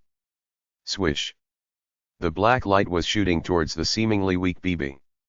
Crackle! Wherever the black light passed, space itself split apart. This sight caused the violet-haired youth, blown, to be secretly amazed as well. BB just let out a loud laugh and went forward to welcome it. BB used his left hand to block and the dagger in his right hand to stab forward. Clang! A ray of black light chopped down across BB's chest, but BB grabbed the enemy, ensnaring him while stabbing down into the enemy's head with the dagger in his right hand. The person died. Even in death, he had a crazed, bloody look in his eyes, but then, his eyes dimmed and lost all life. "Madman!" the effeminate-looking man said in a low voice. A madman who would ignore the attacks of the enemy if it meant being able to kill the enemy. These were the actions of a madman, but when BB did it, it was actually perfect, because BB didn't have even a hint of a scar on his body. "Boss, what do you think?" BB delighted glanced at Linley. "Let's hurry." The violet-haired youth suddenly shouted explosively. BB and Valette couldn't help but glance at him. Similarly, the look of puzzlement on Linley's face suddenly changed, because he could sense tremors coming from the surrounding areas. Clearly, quite a few people were making haste towards them. Linley didn't understand why these Highgods who had been trapped in illusions could be so sensitive and perceptive to their presence. But they were attacking. Flee. No one knew how many Highgods had been trapped in the Grey Fog region over the years. Linley's group immediately fled, but what they didn't realize was that atop the leaf of a tree, a green snake was staring at them. The green snake merged into the leaf, disappearing. Book 18, Highgod, Chapter 23, A Strange Situation. Multiple blurs shot through the mountain forests of the Grey Fog region of the Abyssal Mountain. Halt! Linley growled. Linley's squad of 5 realized that no one had been able to catch up to them. Those Highgods trapped in illusions, why are they chasing after us like madmen? BB said, rather discontented. That effeminate man snickered, they are madmen. They are trapped in illusions. The violet-haired youth, blown, barked rather angrily. I called them madmen, not you. Why are you so upset? The effeminate man said with some surprise. The violet-haired youth just gave a cold snort. Stop arguing. Linley stared at the surroundings, then said in a low voice, regardless of whether they are madmen or just trapped in illusions, their souls are already abnormal thanks to the influence of this Grey Fog region. I didn't expect that as soon as a battle started, they would be drawn here. It seems, we have to move faster and quickly leave this Grey Fog region. No rush. The effeminate man laughed. Perhaps this Grey Fog region will have abyssal fruit within it. Linley glanced sideways at him. The abyssal fruit might be at any place within the Abyssal Mountain, but of course, the chances of it being within the Violet Fog region was the greatest, while the chances of it being in the White Fog region was the smallest. If you want to remain here in the Grey Fog region, I won't oppose it. Linley said calmly. Let's head out. Immediately, Linley and BB continued advancing. Violet and the violet-haired blown didn't hesitate either. Immediately following after Linley. As for the effeminate man, he frowned unhappily, but after glancing at the surroundings, he still followed as well. On the way over, grey fog swirled as far as they could see. Linley's squad of 5 carefully advanced. If they sensed that battles were occurring ahead of them, they would take a roundabout path and maneuver past it. Linley's group realized that in the Abyssal Mountain, if they tried to walk in a straight line according to their senses, it would actually be impossible to reach their destination.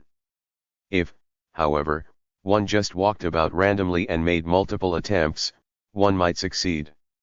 One step at a time. Although it seemed as though they were advancing slowly, in truth, all of them were very fast. Whoosh! A fiery blur suddenly descended from the skies, and space itself instantly began to boil and froth. An unstoppable aura suddenly pressed down towards Linley. The fiery blur had chosen to throw itself directly at Linley, the leader. Linley's dark golden eyes swept towards the blur coldly, and from his body, an earthen yellow aura suddenly spread out, capturing the blur within it. Blackstone space, repulsive force. At the same time, Linley swept out with his wrist. The completely translucent mirage, with a slash, cut a large tear through the space above Linley, as easily as cutting through paper. As for the figure which had been trapped within the Blackstone space, his speed immediately lessened, and he was caught off guard. Linley's sword slashed directly through his skull. One sword. 2 halves. He died. The violet-haired youth blown, the effeminate man, and Violet couldn't help but feel astonished. The aura of the ambushing attacker had caused even space to tremble violently. One could imagine how powerful the person was. But the attacker hadn't been able to withstand a single stance of Linley's. Let's hurry. Linley said calmly while accelerating. The others accelerated as well. After each battle within this grey fog region, they had to immediately leave the scene of the battle, as otherwise, in the blink of an eye, the crazed Highgods of the surrounding area would all immediately charge and attack. He really is powerful. The effeminate man looked at Linley, frowning. Given his strength, if I follow him, even if I encounter the abyssal fruit, I won't be able to obtain it. Although it was safer following Linley, if they ended up fighting over the abyssal fruit, they wouldn't be able to overcome Linley. After all, even ordinary 7-star fiends who fell into the Blackstone space would be slaughtered by Linley. After having become a high god, Linley's power was now close to that of an ordinary Azura of the infernal realm. Whoosh! Linley's group continued to advance. As soon as they sensed any spatial ripples, they would immediately change directions. This strategy resulted in them not encountering any more crazed high gods for a time. With the mountain forests of the Grey Fog region of the Abyssal Mountain, beneath an enormous tree that would need 5 or 6 men holding hands to embrace its trunk, dozens of figures were seated in the meditative posture. These people had bloodshot eyes which held madness in them, but they didn't fight against each other. They were seated in different locations beneath the trees. When they looked at each other, they seemed like wild animals vigilantly watching other wild animals. Whoosh! Multiple blurs suddenly flashed past at high speed. In almost an instant, those dozens of people silently seated in the meditative posture all looked over. And in that moment, the gazes of these people and of Linley's squad of 5 intersected. Linley's squad of 5 was stunned. The expressions on the faces of these dozens of figures became twisted, and they all shot out from the ground, flying forward as fast as lightning. "Let's go!" Linley immediately bellowed. It wasn't that he feared these people, rather, he was afraid that these people would slow them down, with the resulting battle attracting hundreds or thousands of crazed high gods who would attack. That would be truly disastrous. To be able to survive here meant that these crazed high gods were all powerful experts, most approaching at least the 6-star fiend level of power. HAAA. A violet-haired woman wildly brandished a scythe, chopping down with it. A circular arc of black light immediately sprang out towards Linley's group at high speed. Gur. A muscular, armored warrior also wildly struck out with his fist. When his fist punched out, round ripples of power sprang forth from his hand, piercing out in a straight line at high speed towards Linley's group. In that instant, those dozens of figures had all launched their most powerful attacks. And, without question, these were all material attacks. These varied, beautifully multicolor types of material attacks caused multiple cracks in space to appear. Other attacks were translucent or blurry. The attacks completely surrounded Linley's squad of 5. No matter how fast they were in fleeing, they weren't faster than the speed of these attacks. The dozens of attacks, because they were focused on a region rather than a person, were rather spread out. Thus, each person only had to face 3 attacks. In this group, BB naturally had it the easiest. He just casually used his fist to smash apart the oncoming attacks. As for Linley, by relying on his Godspark weapon, he was also able to easily resist. But the other 3 were in terrible shape. Flee! The violet-haired youth just barely managed to block 2 attacks, with the 3rd attack injuring his left arm. He bellowed while flying forward at high speed. Bastards! The effeminate man let out a growl as a black blur flashed in his hands as he chopped apart a ray of black light that was attacking him. The effeminate man's chest had been pierced through as well, but he still gritted his teeth and fled. The worst off was poor Valette. Valette specialized in soul attacks, and clearly he found it rather difficult to defend against these material attacks. He was barely able to defend against the first one, but of the 2 successive attacks, one slashed past his lower body while the other slashed past his shoulder. Instantly, one of his legs was torn off and sent flying, while his right arm was severed as well. But Valette continued to frantically fly forward at high speed. Faster! Linley barked, while at the same time setting up his Blackstone space. Linley's squad of 5 advanced forward at high speed. As for tens of maddened high gods, they continuously howled as they chased after the squad of 5 without resting, as though they were chasing after their most hated enemies. Giant trees could be seen everywhere throughout the abyssal mountain. On the leaf of one large tree in particular, a green serpent suddenly appeared, staring at Linley's fleeing squad of 5. Moments later, Linley's group of 5 re-emerged in the space between the white fog region and the grey fog region. Clearly, the route they had taken was wrong, and they had not reached the violet fog region. "We're back," Bibi said helplessly. "It's fortunate that we made it out."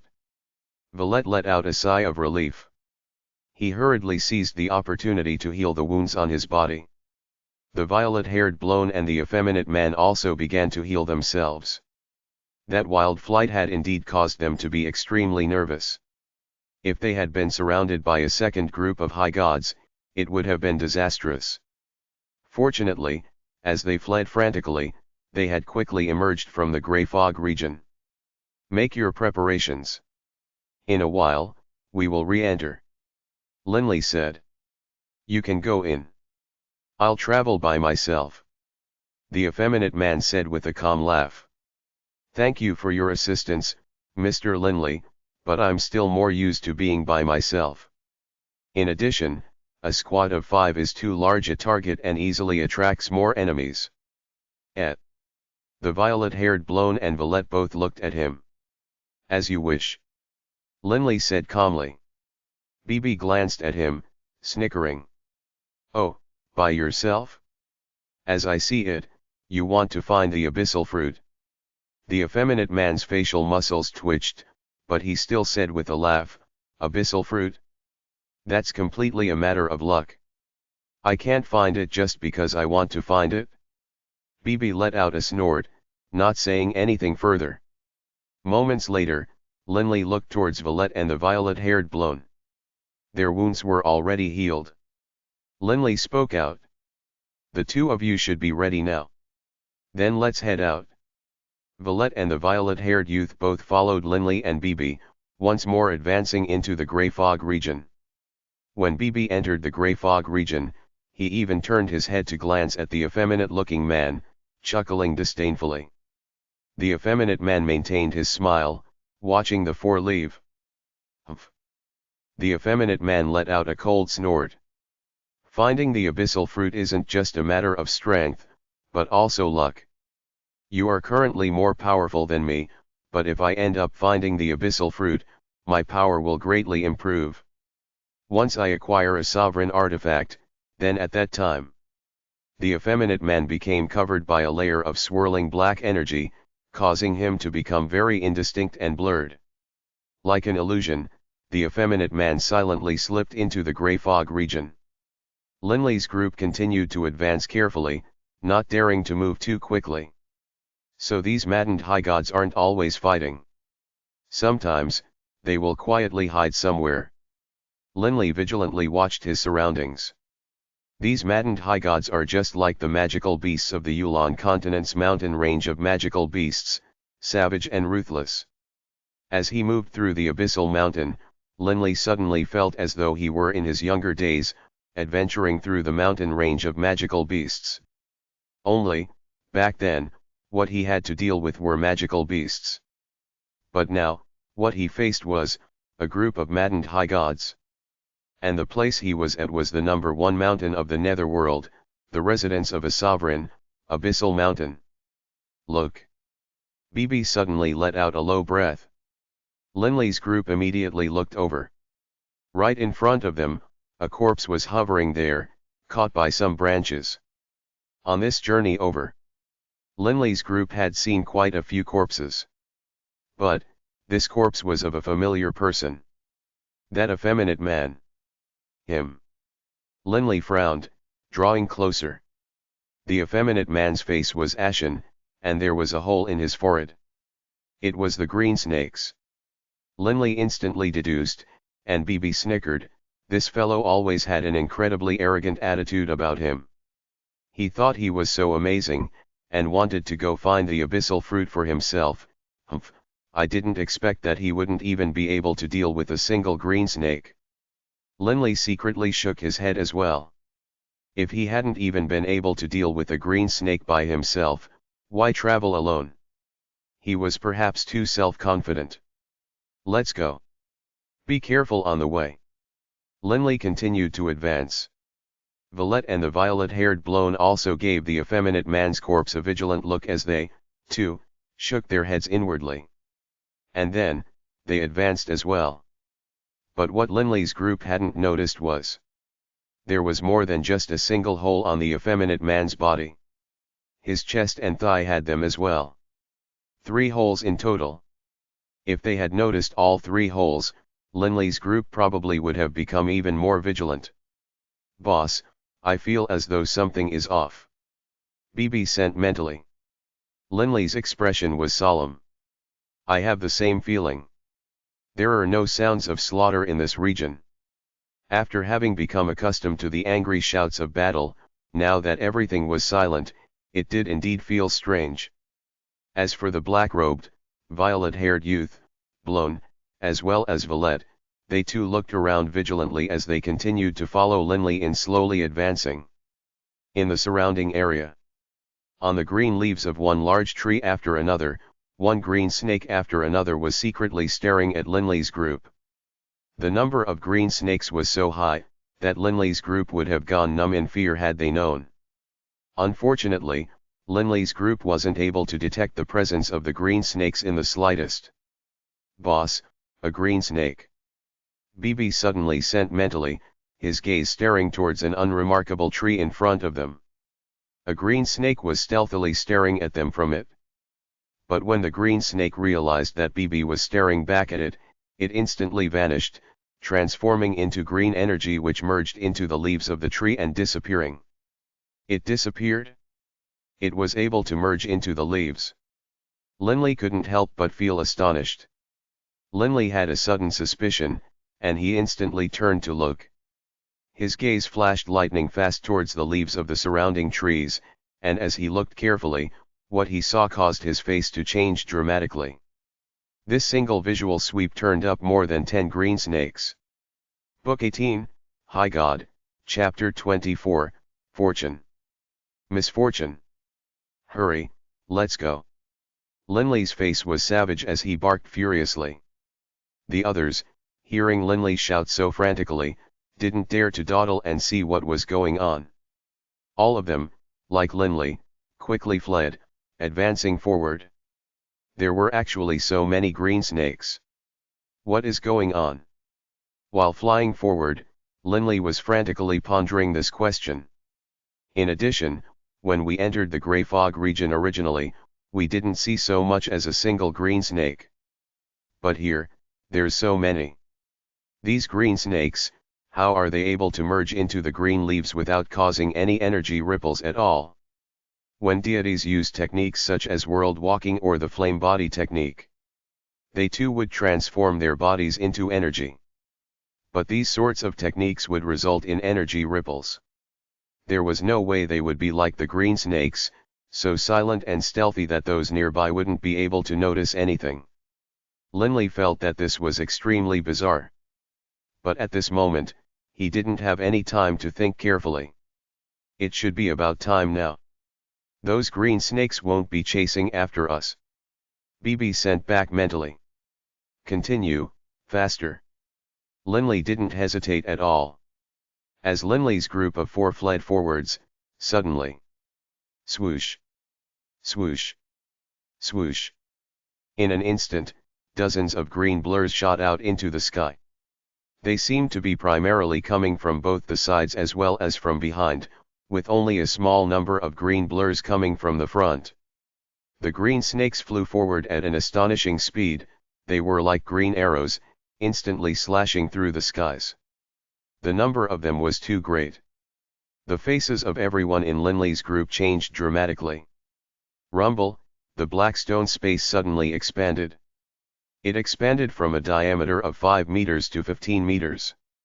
Every single green snake which entered this black stone space slowed dramatically, but they still charged at Linley's group of 4. The strange thing was, not a single one of these dozens of green snakes attacked BB. They all attacked Linley, Blown, and Violet instead. Each person suffered an attack from nearly 10 green snakes. Linley's eyes turned cold. Instantly, with a crackle sound, the space around him formed into an earthen wall. Crunch! The green snakes easily pierced through the earthen wall. Linley wielded Mirage in his hand, and it instantly transformed into a gust of wind, consecutively slicing countless times towards the green snakes like multiple sword blurs. After having battled the green snakes, Linley knew that to kill them, he had to completely obliterate their heads. However, the green snakes were too agile, and their heads were too small. To kill them and crush their heads was very hard. One green snake after another entered the blackstone space, and they too felt the tremendous impact of it. Crackle, the countless rays of sword light were like a meat grinder, instantly crushing one serpent after another. Within the blackstone space, the green snakes were slower, yes, but that was comparatively speaking. Their original speed was simply too astonishing, and within the space of less than 10 meters, they still worked hard to dodge past Linley's sword blur. In an instant, of the 9 green snakes attacking Linley, 6 of them had their heads smashed to a pulp, and they immediately fell to the ground. As for the other 3 green snakes, although they were wounded, they still charged towards Linley. Swish! Linley's draconic tail flashed out, smashing 2 of the green snakes into pulp. The remaining green snake, just as it was about to bite Linley, it was smashed to death with one palm blow. The 2 of them, Linley turned to look. That violet-haired youth, Blown, had actually been able to deal with the green snakes very easily, given how their speed had been dramatically lessened. The violet-haired youth had first relied on his devilish longsword to slaughter 5 of the green snakes, and then set up a field of lightning fog around his entire body. Those green snakes had already been slowed down within the blackstone field. Once they entered the lightning fog field, they had been slowed yet again.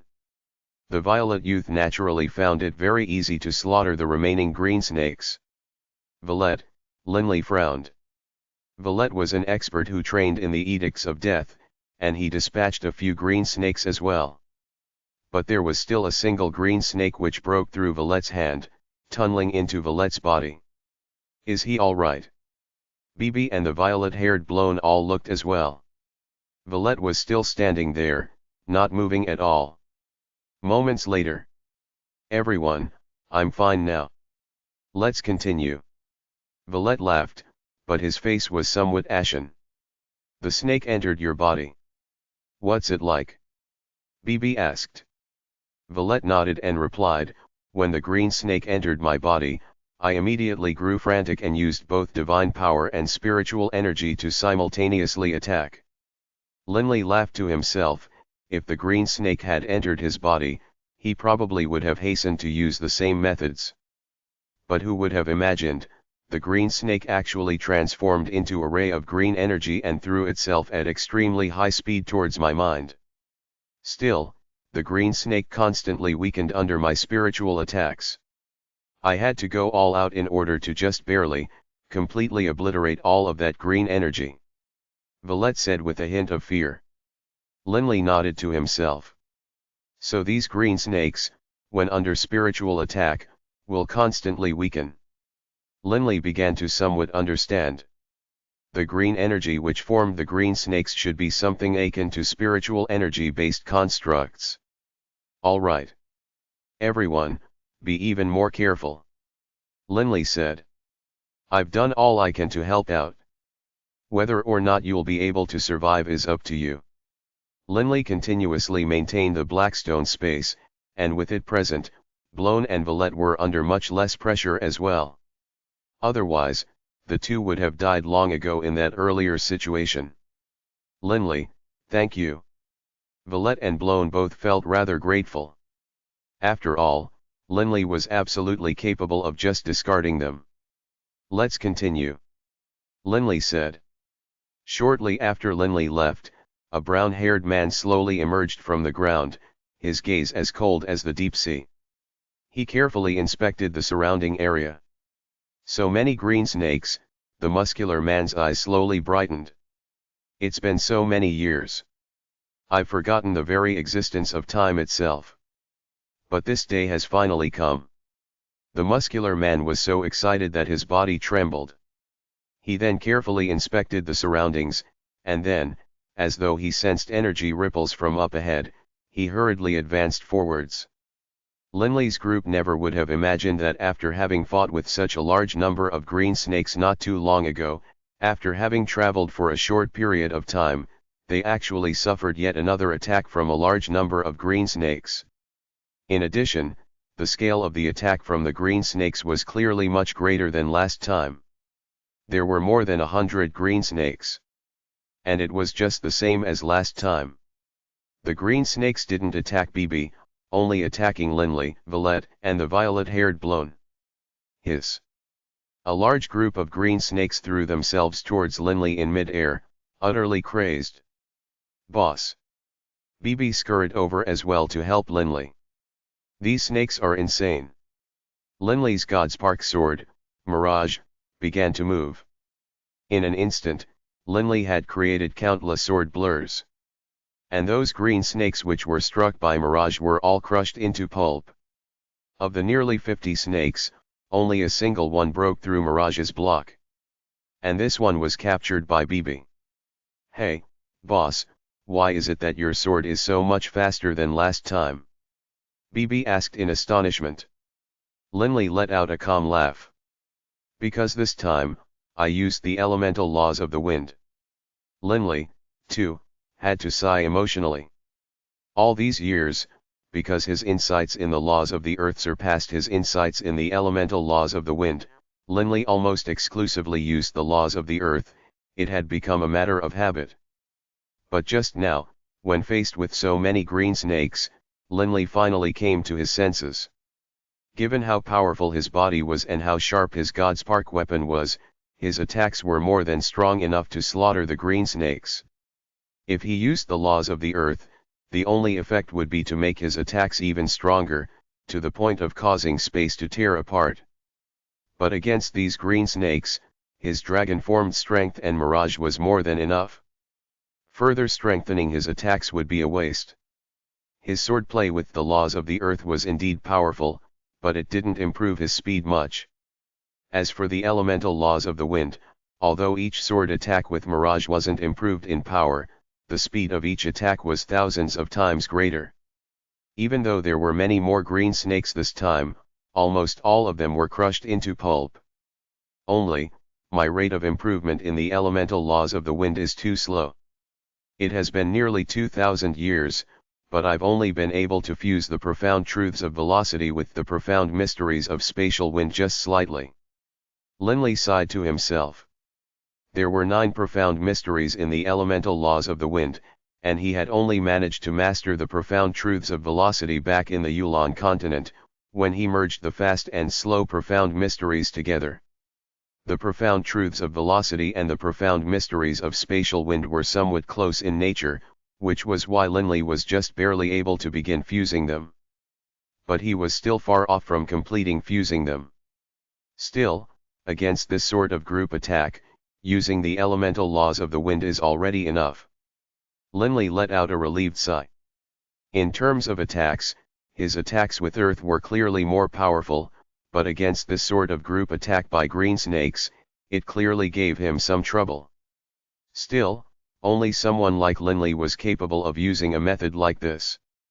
This was because each individual green snake had very strong defense as well. It was fairly hard to kill them. One had to have enough attack power. How could Blown and Villette be like Linley, who could kill the green snakes just based on physical strength and the sharpness of his weapon? Those two, Linley turned to look. The violet-haired Blown and Villette were still standing there. Villette died. BB said with resignation. In that dangerous situation, Linley had to completely focus on himself, and BB naturally helped Linley. Villette and Blown had to rely on themselves. Whew.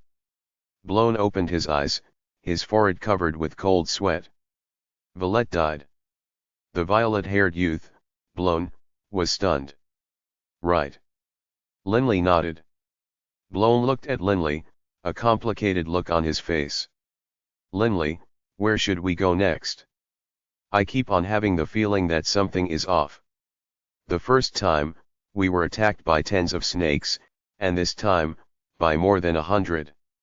I'm worried that next time, there will be even more. Blown had lost his confidence as well. This was because just now, a green snake had entered his body. Luckily, Blown's soul defense was very strong, and so he had just barely managed to extinguish it. Where should we go? Linley looked at the surroundings. The area was surrounded by fog, dwarf trees, and mixed bushes. Linley didn't know where to go either. Straight forward. A voice rang out. Linley, BB, and Blown immediately turned to look. A muscular, brown-haired man emerged from the ground. The brown-haired man glanced at Linley, whose aura and posture in dragon form caused the muscular, brown-haired man to unconsciously frown slightly. Blown. The muscular man turned to look at Blown, his face wreathed in smiles. The violet-haired youth, Blown, upon seeing this man was completely dazed. Big brother, Blown called out in disbelief. The muscular man immediately laughed. You are still alive, big brother. Blown's formerly cold face was now filled with excitement, and even his tears began to fall uncontrollably. Blown would never forget those days he had spent by his elder brother's side as they had roamed the Netherworld. When the two of them had been together, he had relied on his elder brother. He had never feared anything, because his elder brother had been with him. But on the very day he became a Highgod, his elder brother had gone to the Abyssal Mountain. But then, countless hundreds of millions of years had passed. Blown couldn't even be sure as to how much time had gone by. He had thought his elder brother had died long ago, but... Ha. The muscular man laughed and immediately walked over, embracing Blown. The icy, cold Blown seemed to have become a child. He tightly clutched the muscular man. Big brother, you didn't die. This is wonderful, wonderful. Big brother, let me make the introductions. These two came from the infernal realm. He is Linley, while this other one is BB. I was only able to just barely stay alive here in this grey fog region thanks to Mr. Linley. Blown said. The muscular man gazed Linley an astonished glance, then said, Mr. Linley, my name is Bailey Bale. Thank you for looking after my little brother. Linley nodded. Blown, follow me. Bailey grabbed Blown, wanting to move forward. Big brother. Blown just looked at him, puzzled. Bailey glanced at Linley, then laughed straightforwardly. It can be said that you showed kindness to my little brother, so I'll tell you, normally, there's no way so many green snakes would appear within the grey fog region. Countless years ago, when I first arrived here, I encountered the very same situation. That time, the abyssal fruit appeared within the grey fog region. However, that time, someone else acquired it. Based on my predictions, most likely, the reason there are so many green snakes is because the abyssal fruit is about to appear once again. You showed kindness to my little brother, so I'll give you this chance. The abyssal fruit will belong to whoever acquires it. The reason the snakes are attacking you is because you are headed the right way. If my predictions are correct, 1,000 meters or so up ahead is where the abyssal fruit lies. Bailey said. Blown was stunned. Big brother, he wasn't surprised at the presence of the abyssal fruit, rather.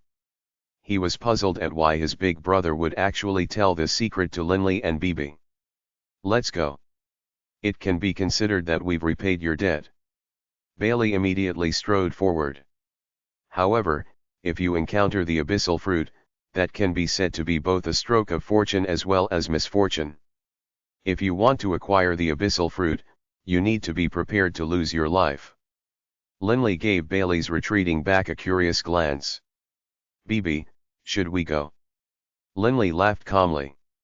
Originally, Linley hadn't planned to go after the abyssal fruit, as the chance was too low, but it had now appeared. Of course we have to go take a look. BB laughed. Linley and Beebe, not hesitating at all, hurried forward.